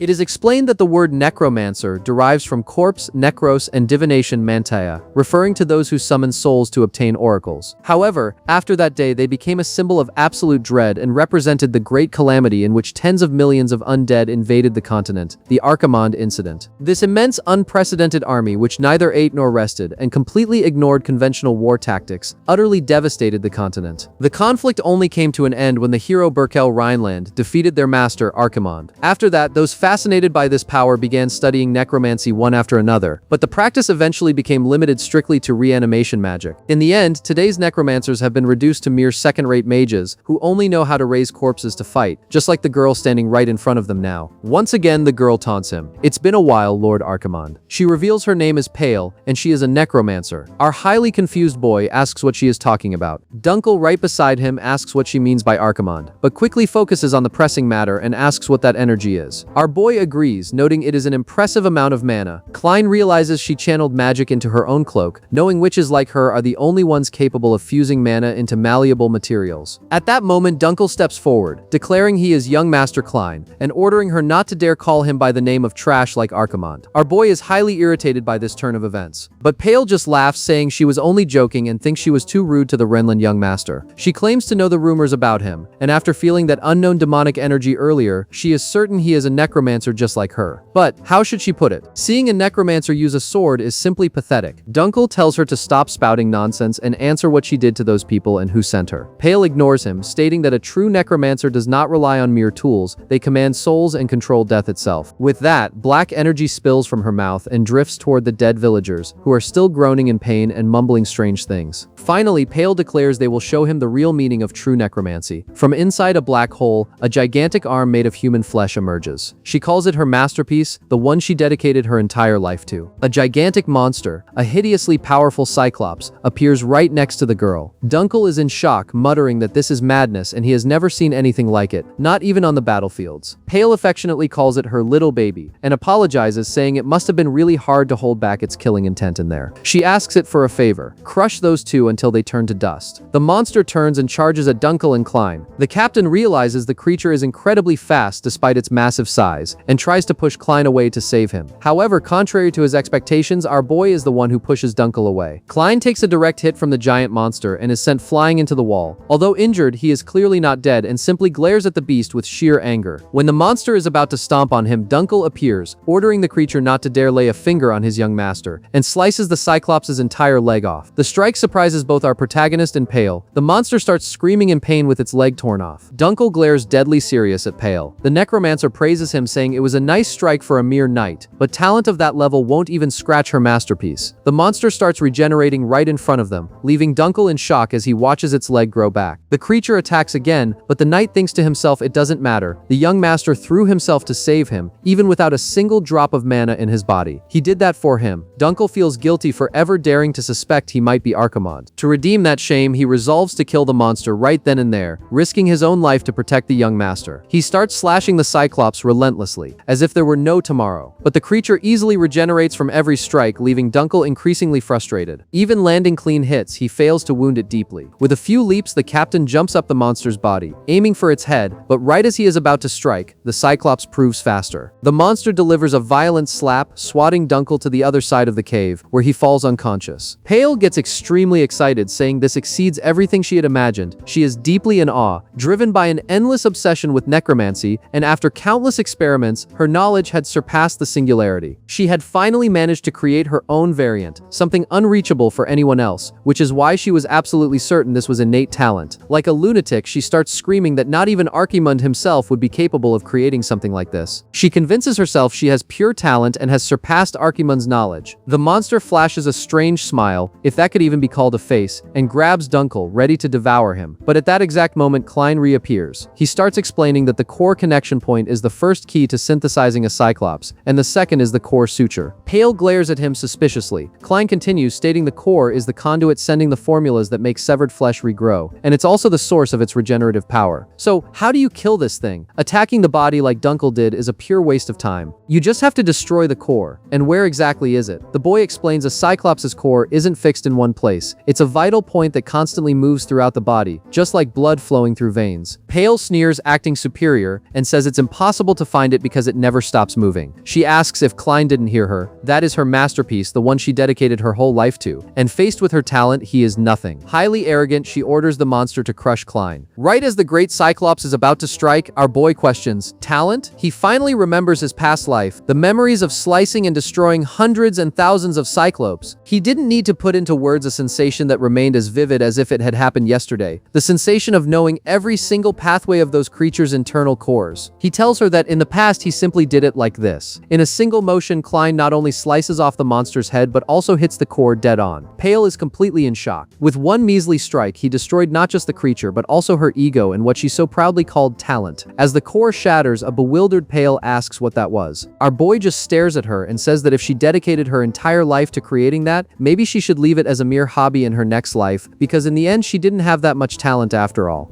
It is often said that death is like falling asleep, just as a body overwhelmed by fatigue is freed from the weight of daily life. Perhaps a body overwhelmed by life is also freed from its karma. But for Pale, things are completely ruined. She finally opens her eyes and finds herself in a completely unknown place. She wonders where she is and why there are several coffins floating right above her head. Highly anxious, she stands up and asks if anyone is there. Finally, someone appears, noting that she has woken up. He explains that this is the place beyond the world where souls arrive, what he calls the afterlife. Pale glares at the being, demanding to know what he means by afterlife, telling him to stop spouting nonsense and get her out of there. However, our protagonist appears right above her, revealing himself to be the Lord of Death, the master who commands the dead. He warns her that if she wants to leave so badly, it means she hasn't grasped her true situation yet. He suggests they start the judgment for her sins immediately, leaving Pale even more tense. He reveals his name is Archimonde. This fills her with dread. More than fearing the judgment, she panics simply because he called himself Archimonde. Pale knows that name very well. In necromancy textbooks, he is a recorded historical disaster, the monarch who raised an unprecedented army of death, the so-called demon of the continent. He is the beginning and the end of all necromancy, the one who commanded tens of millions of undead, the great king of necromancers. This very king, the revered Lord Archimonde, orders her to step forward, terrifying her even more. He repeats the command to Necromancer Pale. Terrified, she doesn't want to step closer, but finds it bizarre that her body starts moving on its own, as if following his exact commands. Our boy begins his judgment. He declares she turned innocent people into test subjects, kidnapped and tortured them to use as tools, keeping them trapped so they couldn't die, all to satisfy her own selfish desires. Panicking, she screams that this can't be true and asks if Archimonde hasn't been dead for 200 years. Right then, she notices something strange on her hands, wondering what that liquid is. She looks up and stares at the the coffin hovering right above her. Archimonde continues his speech, stating she used the dead as tools, so from now on she will become his tool. The coffin, created specifically for her, opens and Pale begins levitating toward it. She begs him to wait at least a minute and stop, wondering how the hell she would become his tool. She vehemently refuses, screaming it's impossible and begging him not to do it. The coffin slams shut. Our boy asks if by any chance she is afraid to die. If so, she can rest easy because they will meet again very soon. With his scythe, he slices the coffin in half, finally killing Pale while she cries in terror, begging him to end her suffering quickly. Back in reality, Pale opens her eyes again and wonders if she is still in the mine. She concludes it was all just a dream and that she didn't actually die. However, right in front of her is Dunkel, completely paralyzed and muttering that this is unbelievable. He can't believe only her head actually survived. Utterly confused, Pale stares at the two of them and starts screaming. Dunkel wonders what the hell that is. Our boy simply observes the situation. Dunkel remembers losing consciousness for a moment and wonders what the hell happened while he was out, and if the young master really did all that by himself. Pale demands to know what is going on. Klein declares that they can start now, and Dunkel agrees. The Necromancer asks what he is doing and why she is like this. Our boy just asks how she feels and if she is finally coming to her senses. She glares at him, extremely tense and silent. Klein notes that by now she must have realized her situation. It finally clicks and Pale notices Klein's voice sounds different. She recognizes Archimonde's voice and remembers the promise that they would meet again. She realizes it wasn't a dream and that the rumors about Klein Rhineland being Lord Archimonde were true. She tries to say his name, but Klein tells her to shut her mouth and stay quiet because he needs information. He demands to know who sent her to the north, how many of them there are, where they were sent, and why. He warns her she must spill everything. If she cooperates, she gets a painless death, but if she refuses, he will grant her eternal life. This terrifies her, and she asks what he means by eternal life. He confirms she will live forever in that exact state, just as ahead, and challenges her, saying he wants to see how much longer she can endure without shedding a single tear. A few hours pass, and they gather plenty of information. Dunkel calmly writes it all down, noting he recorded every single word. Our boy asks if they're done and decides it's time to leave, as he is sick of this mine. The girl asks him to wait, wondering what he is going to do with her, reminding him she answered everything exactly as ordered. With a smile, our boy confirms he indeed promised to kill her. Crying tears of joy over finally being able to die, Pale thanks the heavens. She knows she is definitely going to hell, but figures death will at least bring her relief. Klein tells her not to worry as he always keeps his promises. He starts casting his magic and asks her to hold on for about a week. Instantly, Pale feels the strange movement of tiny legs. When she realizes it, it's cockroaches. Klein tells her the insects will take very good care of her until she dies, as they will be the executioners of her sentence. Sheer panic takes over Pale's head, and she desperately begs him not to do this, screaming to keep the bugs away and that she doesn't want such a painful end. Our boy brushes it off like it's nothing, merely thanking Pale for becoming his tool. Driven completely mad, she starts calling him Archimonde, screaming that he is a cursed absolute monster. The next day, back at the Rhineland estate, Duke Henkel reads the report. The document states the Empire released necromancers in the north and the Holy Order turned a blind eye to it. He asks Klein if this is true. Our boy confirms it, saying the situation is exactly as written. He explains the undead in the mine, including the test subjects, totaled around 150, and nearly 30 people vanished just in the village they visited. This means the crisis must be even worse elsewhere. Furthermore, since the nobles are too busy with power struggles, they aren't even aware of the problem. The Duke summons his butler, Berkman, and orders him to dispatch the night order to the locations Klein mentioned. Berkman agrees and asks if he should request reinforcements at the border as well. The Duke tells him to send a letter, noting that acting is better than doing nothing. He turns his attention back to his son, praising him for doing something great. The boy deflects, saying it was just a stroke of luck and that he would have died out there if not for Dunkel. Internally, Klein knows the situation has grown complicated,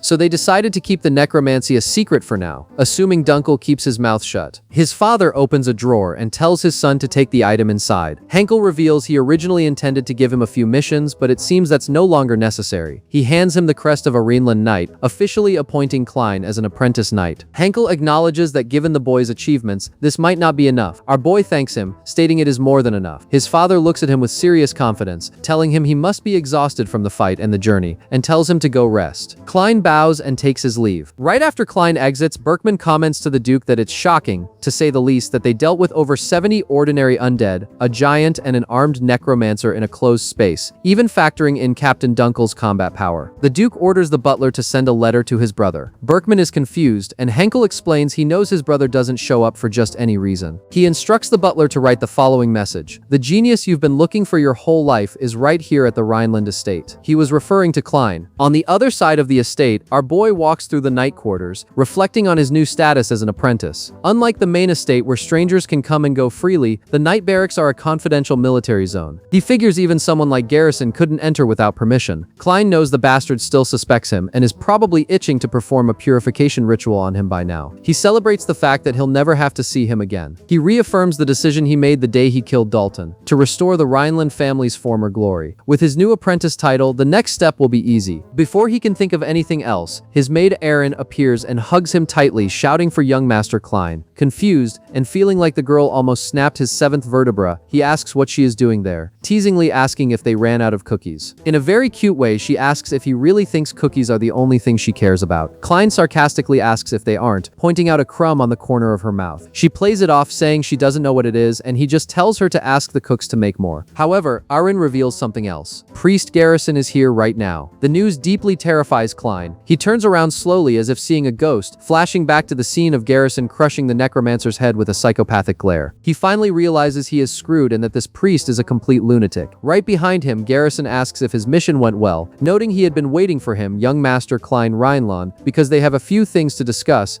Right after this, the scene cuts to Klein's past. Several estate servants were looking for him, asking where he was. They gathered to check if there was any sign of young Master Klein. One of them notes he doesn't seem to be around, and another comments there's nothing on the other side either. A servant grumbles that the situation is terrible, as it's almost time for the purification ritual and he vanished out of nowhere. Little did they know, young Klein was hiding in a tree. He listened to the servants saying Priest Garrison would be furious but would forgive him if he showed up now. Back then, Klein knew this was impossible. That lunatic bastard did the exact same thing last time before hanging him upside down. The nearby servants agree to return to the mansion. Meanwhile, our boy just mentally begs for them to get out of there as fast as possible. At night, Klein continues sleeping peacefully in the tree but suddenly has a nightmare about Garrison, begging him to stop. Waking up and looking at the sky, he realizes it's nighttime and concludes he fell asleep. He mutters to himself that the search party must have given up by now, meaning it's time to head back. But as he climbs down the massive tree, he hears a terrifying noise. Looking closely, he sees several northern grizzly bears accompanied by two cubs. Our boy recalls that the grizzly bear is an apex predator native to the region, incredibly aggressive and prone to cruel hunting. Their claws are specifically built to shred and debone meat. Without his necromancy, he would be nothing but a snack for the beasts, leaving him no choice but to wait until they leave. He starts grumbling that the damn northern weather sucks. He remembers the northerners who died so unjustly. Now even reincarnated into the family of the hero who killed him, he is still living a life on the run. Klein reminisces about the past, when the three heroes hunted him down, comparing it to his second life where people call him a cursed child. Sadly, he mutters to himself that this place is too cold and falls asleep once again. He wakes up again, but this time on Garrison's back, being carried back to the mansion. Noticing the boy is awake, Garrison asks if he is alright. Dazed, our boy asks if he froze to death and if by any chance this is hell. Garrison laughs, replying of course not. He is simply taking him back after finding him unconscious in the tree.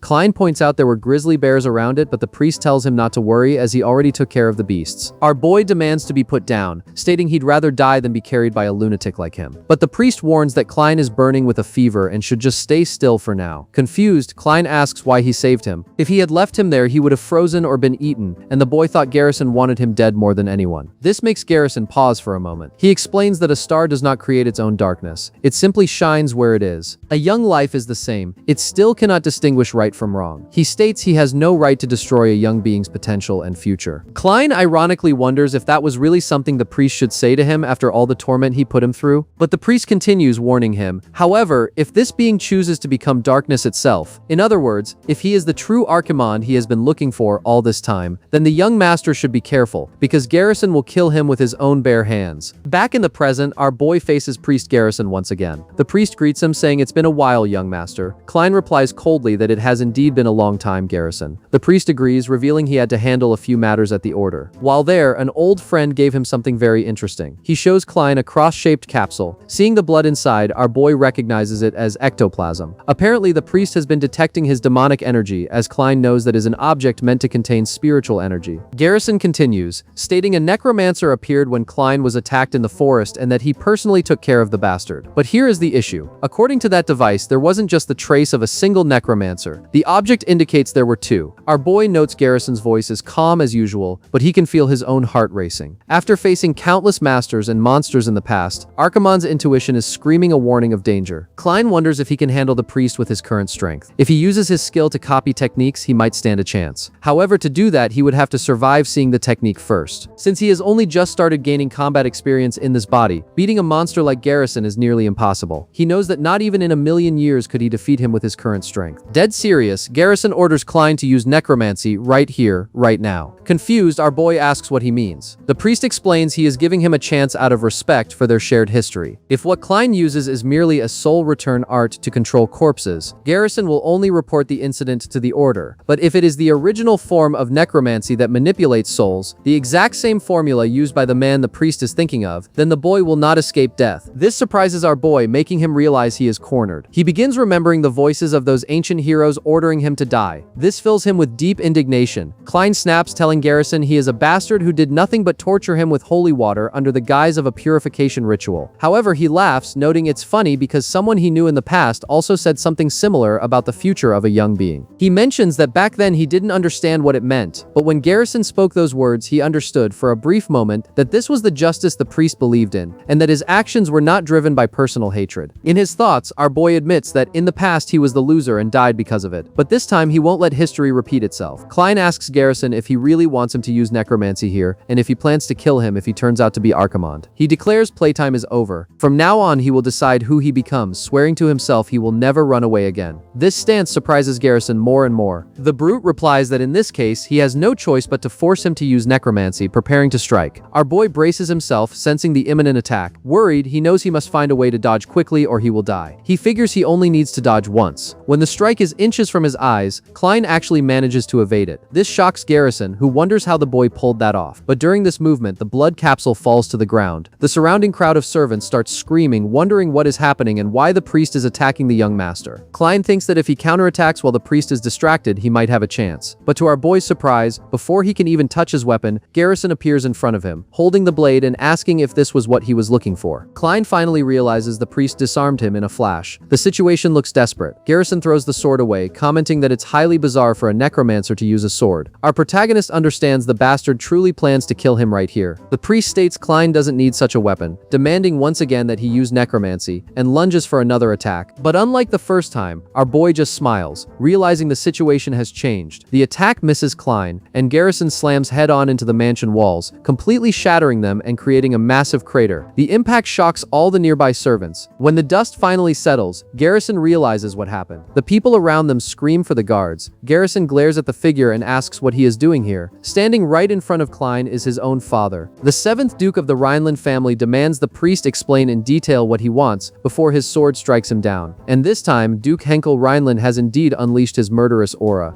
In the background, our highly amused boy realizes everything is going exactly as expected. The knights finally appear and take their positions. They declare they must protect His Grace the Duke and young Master Klein. Looking at the knights, Klein thinks they are more sensitive to hostility and murderous intent than anyone else. If he could just buy a little time, not only Henkel but the Rhineland knights would come running, since the opponent is none other than Agent Garrison. Duke Henkel steps forward and warns he will ask one last time, "Garrison, why are you trying to attack Klein?" Garrison replies that the young master used necromancy, and the Duke surely knows what that means. Henkel counters that there is no law anywhere on the continent, except in the Holy Kingdom, that forbids necromancy. But the furious priest says the Duke should know better than anyone what necromancy means for the young master. The father defends his son, stating he suffered for 7 years because of trivial rumors, and enough is enough. Furthermore, he is that child's father, and will never allow the agent to lay a finger on his son again. Henkel orders Garrison to withdraw his killing intent unless he wants to make an enemy out of the Rhineland family. Hearing this, the priest bursts into laughter. He declares there is no shame in his faith, that he will not surrender his heart to the tongue of a non-believer, and swears before God to show no mercy to the heretic. Looking like a complete lunatic, he begins exuding an even greater murderous aura. This shocks everyone around. Even the knights grow worried, warning the Duke that Garrison is dangerous and they shouldn't approach him recklessly. Watching from behind, even the Duke realizes the situation has grown extremely dangerous. Henkel shifts his stance and gets ready for combat. Their energies clash, and the Duke's mansion begins crumbling down on everyone's heads. Henkel warns him one last time, "Lower your fist, agent." Garrison replies that this is God's judgment upon the Rhinelands. The two charge at each other as if they were truly going to fight to the death. To Henkel's surprise, his sword energy clashes with the priest, but Garrison punches right through it, tearing the Duke's power apart. Right after, the priest lunges at Henkel with his strongest attack, the condensation strike. Henkel glances at his son for a moment, noticing the boy is highly concerned. concerned. To counter, the Duke activates the Rhineland family's secret technique, the Meteor Sword second form, preparing to go all out as well. The exact moment their powers are about to clash, Klein realizes things have gotten way too complicated and completely out of control. But at that very second, to everyone's surprise, Arin appears, screaming for them to stop. She throws herself right in the middle of them, shocking not only the combatants but also our boy, who wonders what the hell she is doing there. Dunkel runs up to Miss Arin, warning her it's dangerous, telling her to get out and asking why the hell she is there. But Arin simply turns to Priest Garrison and shamelessly tells him he had promised to give her a present when he got back. She says this as if nothing is happening, leaving everyone perplexed. The priest blinks in confusion, asking, "What do you mean a present?" She confirms it, saying he definitely promised to buy her one. To make matters worse, she starts jumping up and down, telling him he should know that liars are punished by God. In the background, Klein realizes that being completely unable to read the room to this degree is actually a talent in itself. Disarmed by the girl's innocence, the priest gives in and says yes, that was it, a present. He hands her a package, saying they are the cookies he bought at the famous bakery on 3rd Street near the Royal Gate. Arin's attitude instantly changes. She gets very excited, already eating the sweets and saying they are delicious and she wants more. But suddenly, she asks the priest about his childhood. Garrison explains he grew up in a place where it was hard to even get a sip of water, let alone food. Most of the friends who grew up with him didn't even reach adulthood, and the name of that place was the Archimonde cult. This highly surprises our boy, who wonders, what do you mean Archimonde cult? He asks himself if he actually created that in the past, but knows he didn't as he has no such memory from his previous life. He wonders what kind of bullshit the lunatic is talking about. The priest, with a distant look, explains that this is why he must destroy the name that ruined his life and took his young friends, even if he has to sacrifice his own life to do it. Garrison tells Arin to eat her share too, as that is all he can do for now. Soon after, he glares at Klein and warns him that, next time the story won't end like this. The priest simply turns and walks away, as if nothing had happened. Our boy collapses to the ground, completely exhausted and in disbelief, unable to process what just happened and the fact that he almost died. He thinks to himself that out of all people, making a direct enemy out of Garrison isn't something he can do again. Moreover, the priest saying next time means he will come back to try and kill him. In the end, the two of them are locked in a relationship where they will hunt each other until one gives up. At that moment, Arin appears next to Klein, asking if he wants a piece of the cookie, which gives the boy a huge scare. He takes a deep breath and asks if by any chance Arin likes strawberry cake. She enthusiastically says yes because they are delicious. So he tells her to go to the head chef and say the young master ordered a cake for her. This gets her very excited. He also tells her to eat the entire cake right there in the kitchen, and she instantly runs off. Looking at it this way, Klein thinks that the life or death struggle from a moment ago feels completely meaningless. Just then, his father appears beside Klein, calling his name. The boy realizes there is still one major hurdle left to deal with. The Duke warns him they have things to discuss in private. Walking next to his father, Henkel gets straight to the point and asks if he learned necromancy. Klein confirms he did. His father spins around and asks if it was because of the shackles that bound him for 7 years. But why, out of all things, did he have to mess with necromancy? And how did he do it? Our boy makes up a lie, claiming it was knowledge he found in the annex of his late mother, Grand Duchess Claire. This highly surprises his father. Klein knows it's a lie, but given his past, it's the most plausible excuse. He continues, stating he has no intention of making excuses for not telling him earlier, but necromancy was his only way out. His father argues there was certainly another path, and at the very least his swordsmanship could improve. Klein disagrees, reminding his father of the report Dunkel submitted, stating he has a body with 0 mana. If all he had was swordsmanship, the things he recently accomplished would have never been possible. Klein explains the Empire is using necromancy to erode the North, and since they don't suspect his ability, Henkel must recognize his usefulness before it's too late. The boy knows it's an extreme method, but there is no choice, as his ultimate goal is the family's rebirth. He asks his father to use him as the Rhineland's necromancer. Internally, Klein thinks this is the moment for Henkel Rhineland to make his decision. Dead serious, he looks at his father and says that if Henkel truly believes he is not the reincarnation of Archimonde, then he must use him. Whether his father will use him to save the family or cast him into oblivion is entirely up to him. Henkel turns away, recalling the moment Klein returned to the duchy after being locked up in the reformatory for 7 years. Even after everything, the boy called him father without any resentment, even though he was a pathetic father who failed to take responsibility for his son's future. Klein thinks ironically that Henkel kept that in his heart all this time, when in reality the kid was just excited about the feeling of freedom after leaving the reformatory. The Duke tells him not to worry. At this point, Henkel admits he has no right or reason to stop him. He tells Klein he can do as he pleases. powers, basically giving his son the green light to use necromancy, which was all our boy ever wanted. Meanwhile, in another location, a majestic woman reading a report states it is time to meet Klein. She asks the girl in front of her to bring him to her, calling her "my dear Laya." Laya bows and confirms she understands Grand Duchess Helian's order.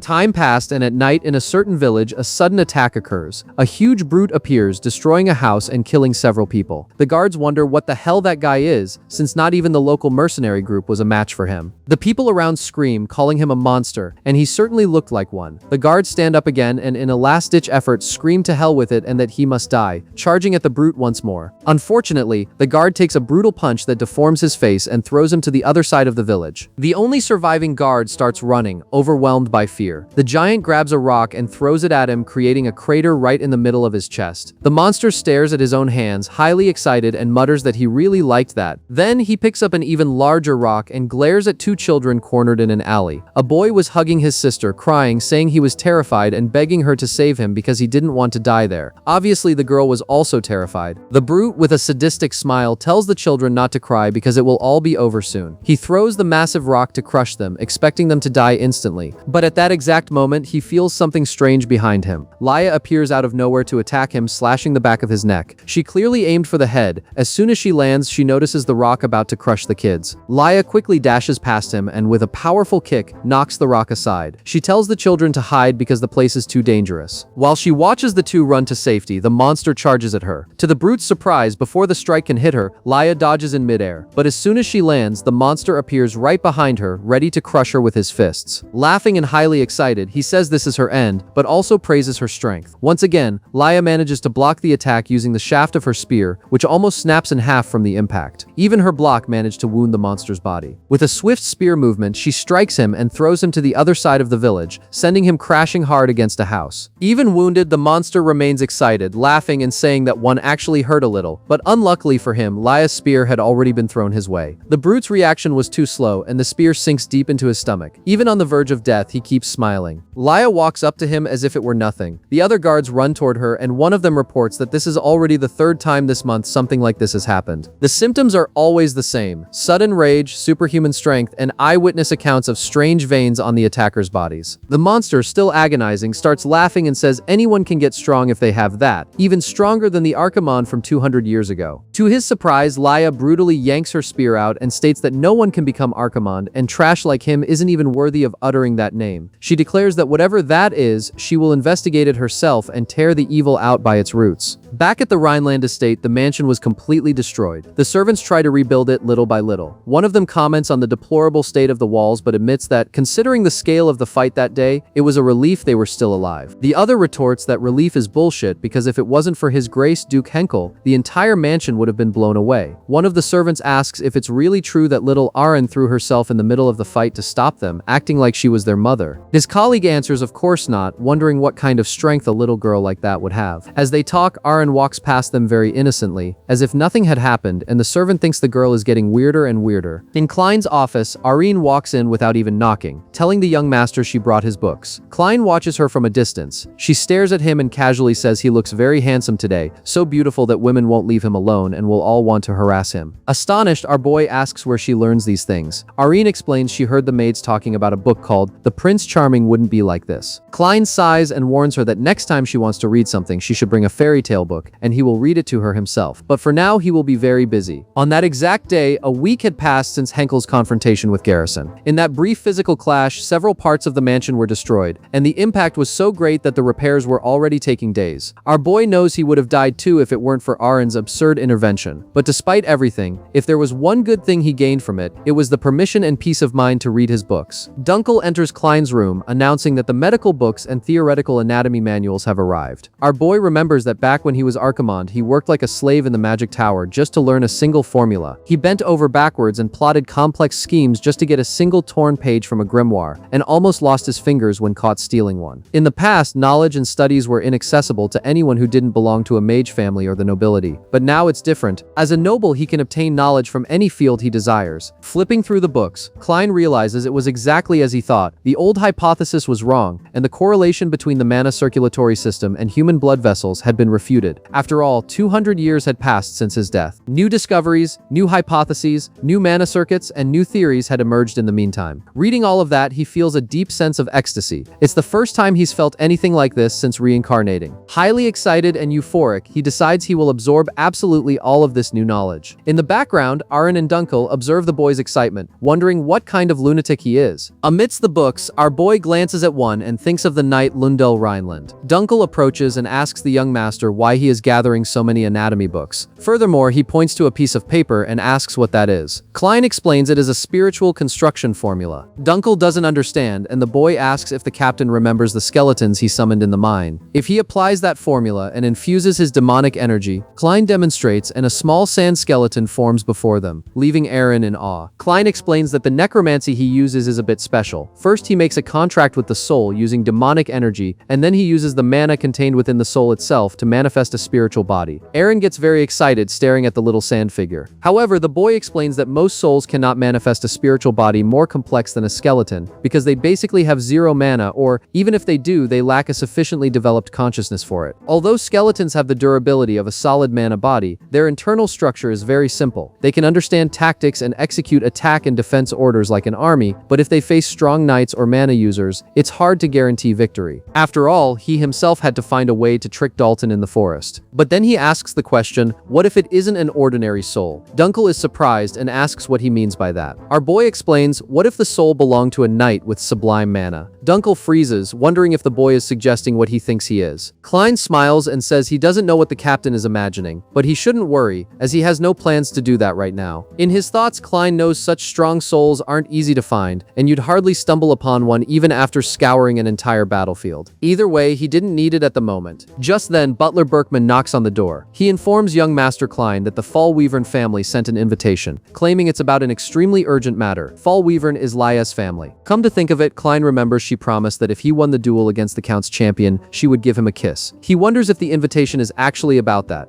Dunkel finds it strange and asks why there would be an urgent matter only for the young master and not for his grace the Duke. Berkman explains that the one who sent the invitation was Lady Hellion. This surprises Klein a bit. Dunkel indignantly questions the butler. Is he saying that Hellion, the person who became part of a branch family after marriage, is summoning the main young master to a place full of branch family members? The old butler replies he knows that, but reminds him that Hellion is Duke Henkel's older sister. Besides, since she is the current head of the Fallweavern family, refusing would be somewhat improper. Right then, Klein decides to accept. In fact, the invitation came at a good time. He wasn't planning on creating that right now, but it seems he just got a reason to. At night, our boy sneaks out of his room, leaving Erin sleeping on the couch. In her sleep, she mumbles, asking for more cookies. Walking through the dark mansion, Klein thinks of Lundell Rhineland, the 6th Duke of the Rhineland family and Henkel's father. He was well known as the strongest knight on the continent, and out of all the dukes in history, he was the only one strong enough to rival the founder Berkel. However, he was a tragic hero who spent his entire life on the battlefield and died young. Now Klein needs to make him his ally. He reaches his destination, the family mausoleum. Entering the place, he walks up to a specific large coffin. He thinks to himself that most souls have already rested in peace, and not even a trace of them remains there. However, only one remained, a soul still harboring regrets. Klein comments ironically that he has no idea what Henkel would say if he found out about this. Even so, let the exhumation of his ancestor's tomb begin. He mutters to himself that this is the first time they are meeting, and apologizes for being a bit disrespectful to Grandpa. He begins his chant. He calls out to the unfortunate one, who is still bound to his living burden, promising to light his path in the name of the guide. If he wishes to walk this path, he must answer his contract. Klein's demonic energy surrounds the ancestor's tomb, and immediately after he feels a strong reaction. Behind the door, an imposing soul approaches him and orders the necromancer to reveal himself. Klein walks out of the mausoleum with the soul and thinks that, apparently, the old duke's reputation was no exaggeration. Lundell absorbed every drop of his demonic energy without flinching. Now out in an open field, our boy thinks about the Death Knights. They are the highest class undead, created by anchoring the soul of a sublime knight into a spiritual body. To seal a contract with such a soul, there are only two options: subjugate it with overwhelming demonic energy, or obtain the soul's own consent and cooperation. The ancestor, absolutely furious, says he initially thought his dear grandson was looking for him for a special reason. He never would have imagined that the arch-enemy of the Rhineland family had taken over the body of a descendant of his own bloodline. Klein realizes that souls see the essence, not the physical shell, making it impossible to hide the fact that he is Archimond from Lundell. Our boy argues that he already explained the situation through the contract document and believes the proposal isn't a bad one. one. The grandfather admits the proposal wasn't bad and, on the contrary, found it quite admirable. But, as the former Duke of the Rhineland family, how could he so easily trust his family's arch-enemy? With that, Lundell creates a massive energy sword and points it at Klein. He charges at the protagonist with full force. Our boy declares that, in this case, he will prove there is no falsehood in his contract and guarantee the promise to free his soul. They say a knight's trust comes from his sword, and Klein asks if he's wrong. His grandpa shoots back, saying he's just a brat who just desecrated his own ancestor's tomb and has no right to talk about a knight's trust. Lundell declares that what they are engaged in now is a true duel of insubordination.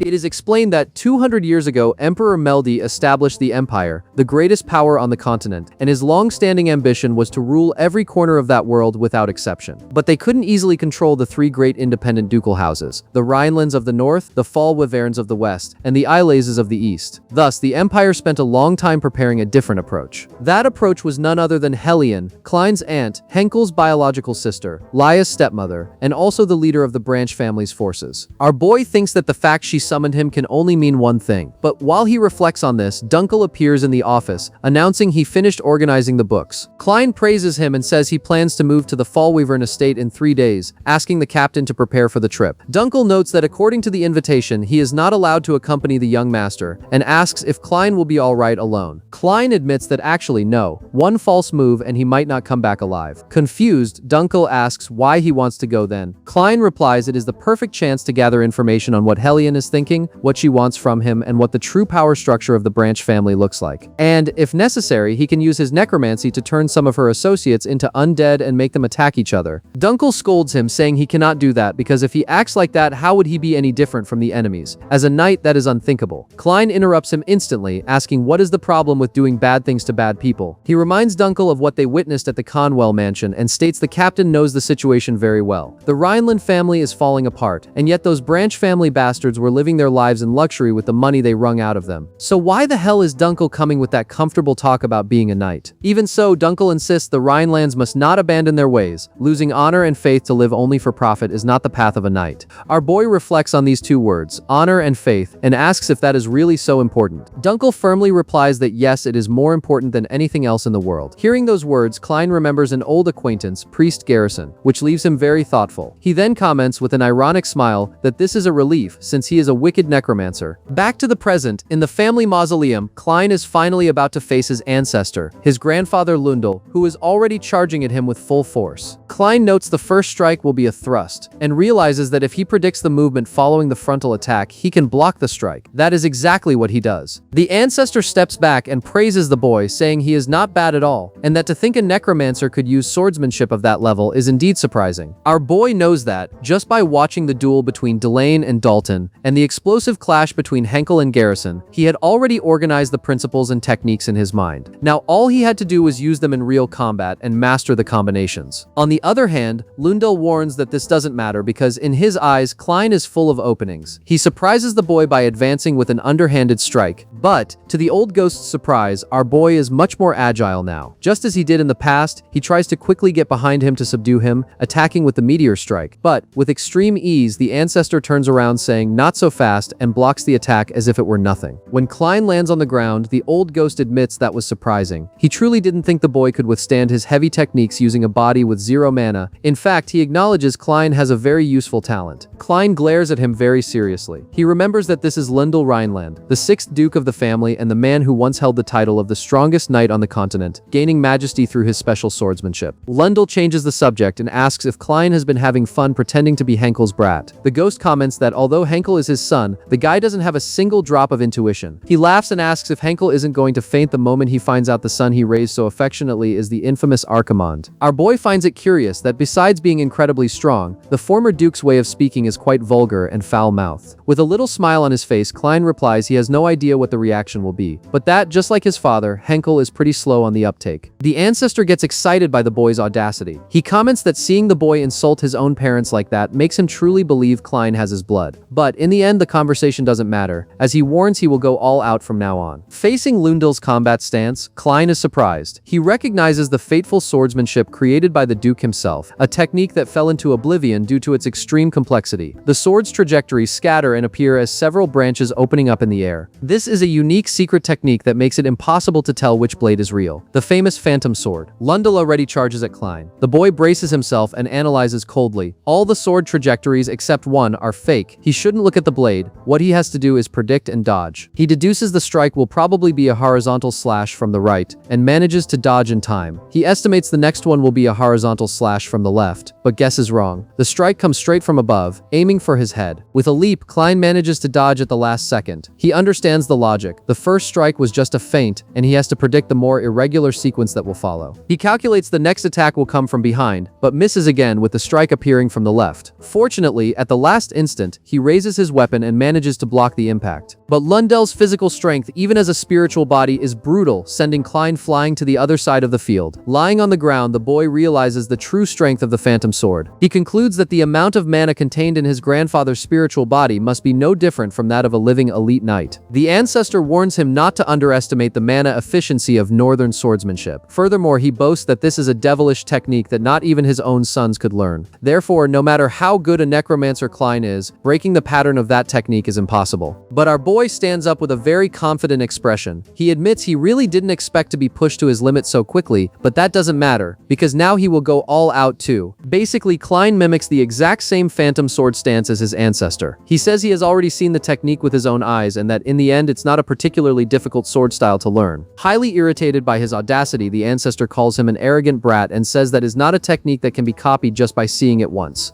A moment of tense silence falls over the field as the two glare at each other. Lundell prepares himself on one side and Klein waits for the exact moment on the other. Finally, the two charge at each other, activating the phantom sword, each in their own way. The countless fake blades head straight to clash in the air. When the trajectories meet, the ancestor yells at Archimonde not to be so full of himself. Lundell questions why a necromancer would help his greatest enemy's family, and why he of all people, the mere demon of the continent, would do something like that. Upon hearing the words demon of the continent, our boy hesitates. He stops his attack and is almost killed by his grandfather's strike. Lundell's sword stops mere inches from Klein's head. Confused, the ancestor pulls his weapon back and asks why he did that, since he clearly could have dodged or blocked the strike. Our boy looks at him and answers, honor and faith. The answer surprises the old ghost. Klein continues, saying it seems knights carry those ideals as if they were worth their own lives. He confesses he lived his entire previous life as a dark necromancer and could never understand that. In fact, he found it quite pathetic. But he met someone who suffered the same pain as him and yet made the opposite choice to protect the children's future. Klein warns he doesn't care what Lundell thinks of him. What he really wants is to live and see for himself this future that guy mentioned. Hearing this, the ancestor becomes very thoughtful. He reveals that the reason he became a wandering spirit is due to a deep grudge he couldn't let go of. He states he had no intention of telling a guy like Archimonde what that grudge was. However, perhaps the answer to his bitterness might lie in this future the boy mentioned. Thus, he makes his decision and declares that therefore, he, Lundell Rhineland, will accept the contract. This greatly surprises our boy, who immediately breaks into a sincere smile. Klein is very happy and says that's fine, since resolving unfinished business is a necromancer's job. He warns it will be a mutual contract of equality and not a subordination contract. Klein even offers him to read the terms of the contract one more time just in case. The ancestor dismisses the formality and tells him to forget the terms, suggesting they just make a subordination contract, as it would be faster and easier for both of them. But our boy refuses. He argues he is already turning the soul of a sacred ancestor into a death knight, and if he makes a contract forcing his subordination, he really will be the villain of the story. The ancestor just laughs, asking if Archimonde actually has a conscience now. Lundell hardens his expression and declares, I, Lundell Rhineland, the deceased, entrust my thoughts and grudges to the guide. Our boy raises his hand and continues the oath. I, Archimonde the guide, inherit the thoughts and grudges of the deceased. And until the desire is fulfilled, Archimonde the guide will light your path. The old duke finishes, until the desire is fulfilled, I, Lundell Rhineland, the deceased, shall become your sword. Thus, the contract is magically sealed between the two. After a few seconds, the ancestor changes his form, covering himself in the sand body prepared by Klein. He moves around and asks the boy if he will be able to handle the consequences of having him and using him like that. Our boy, overflowing with confidence, watches the sand take shape and answers that, since he is moving well, there is no problem. He taunts Lundell, asking why a lingering soul would be so worried about a living person. Klein glares at the new Death Knight, Lundell Rhineland, and asks if he now wants to accompany him to meet his dear aunt.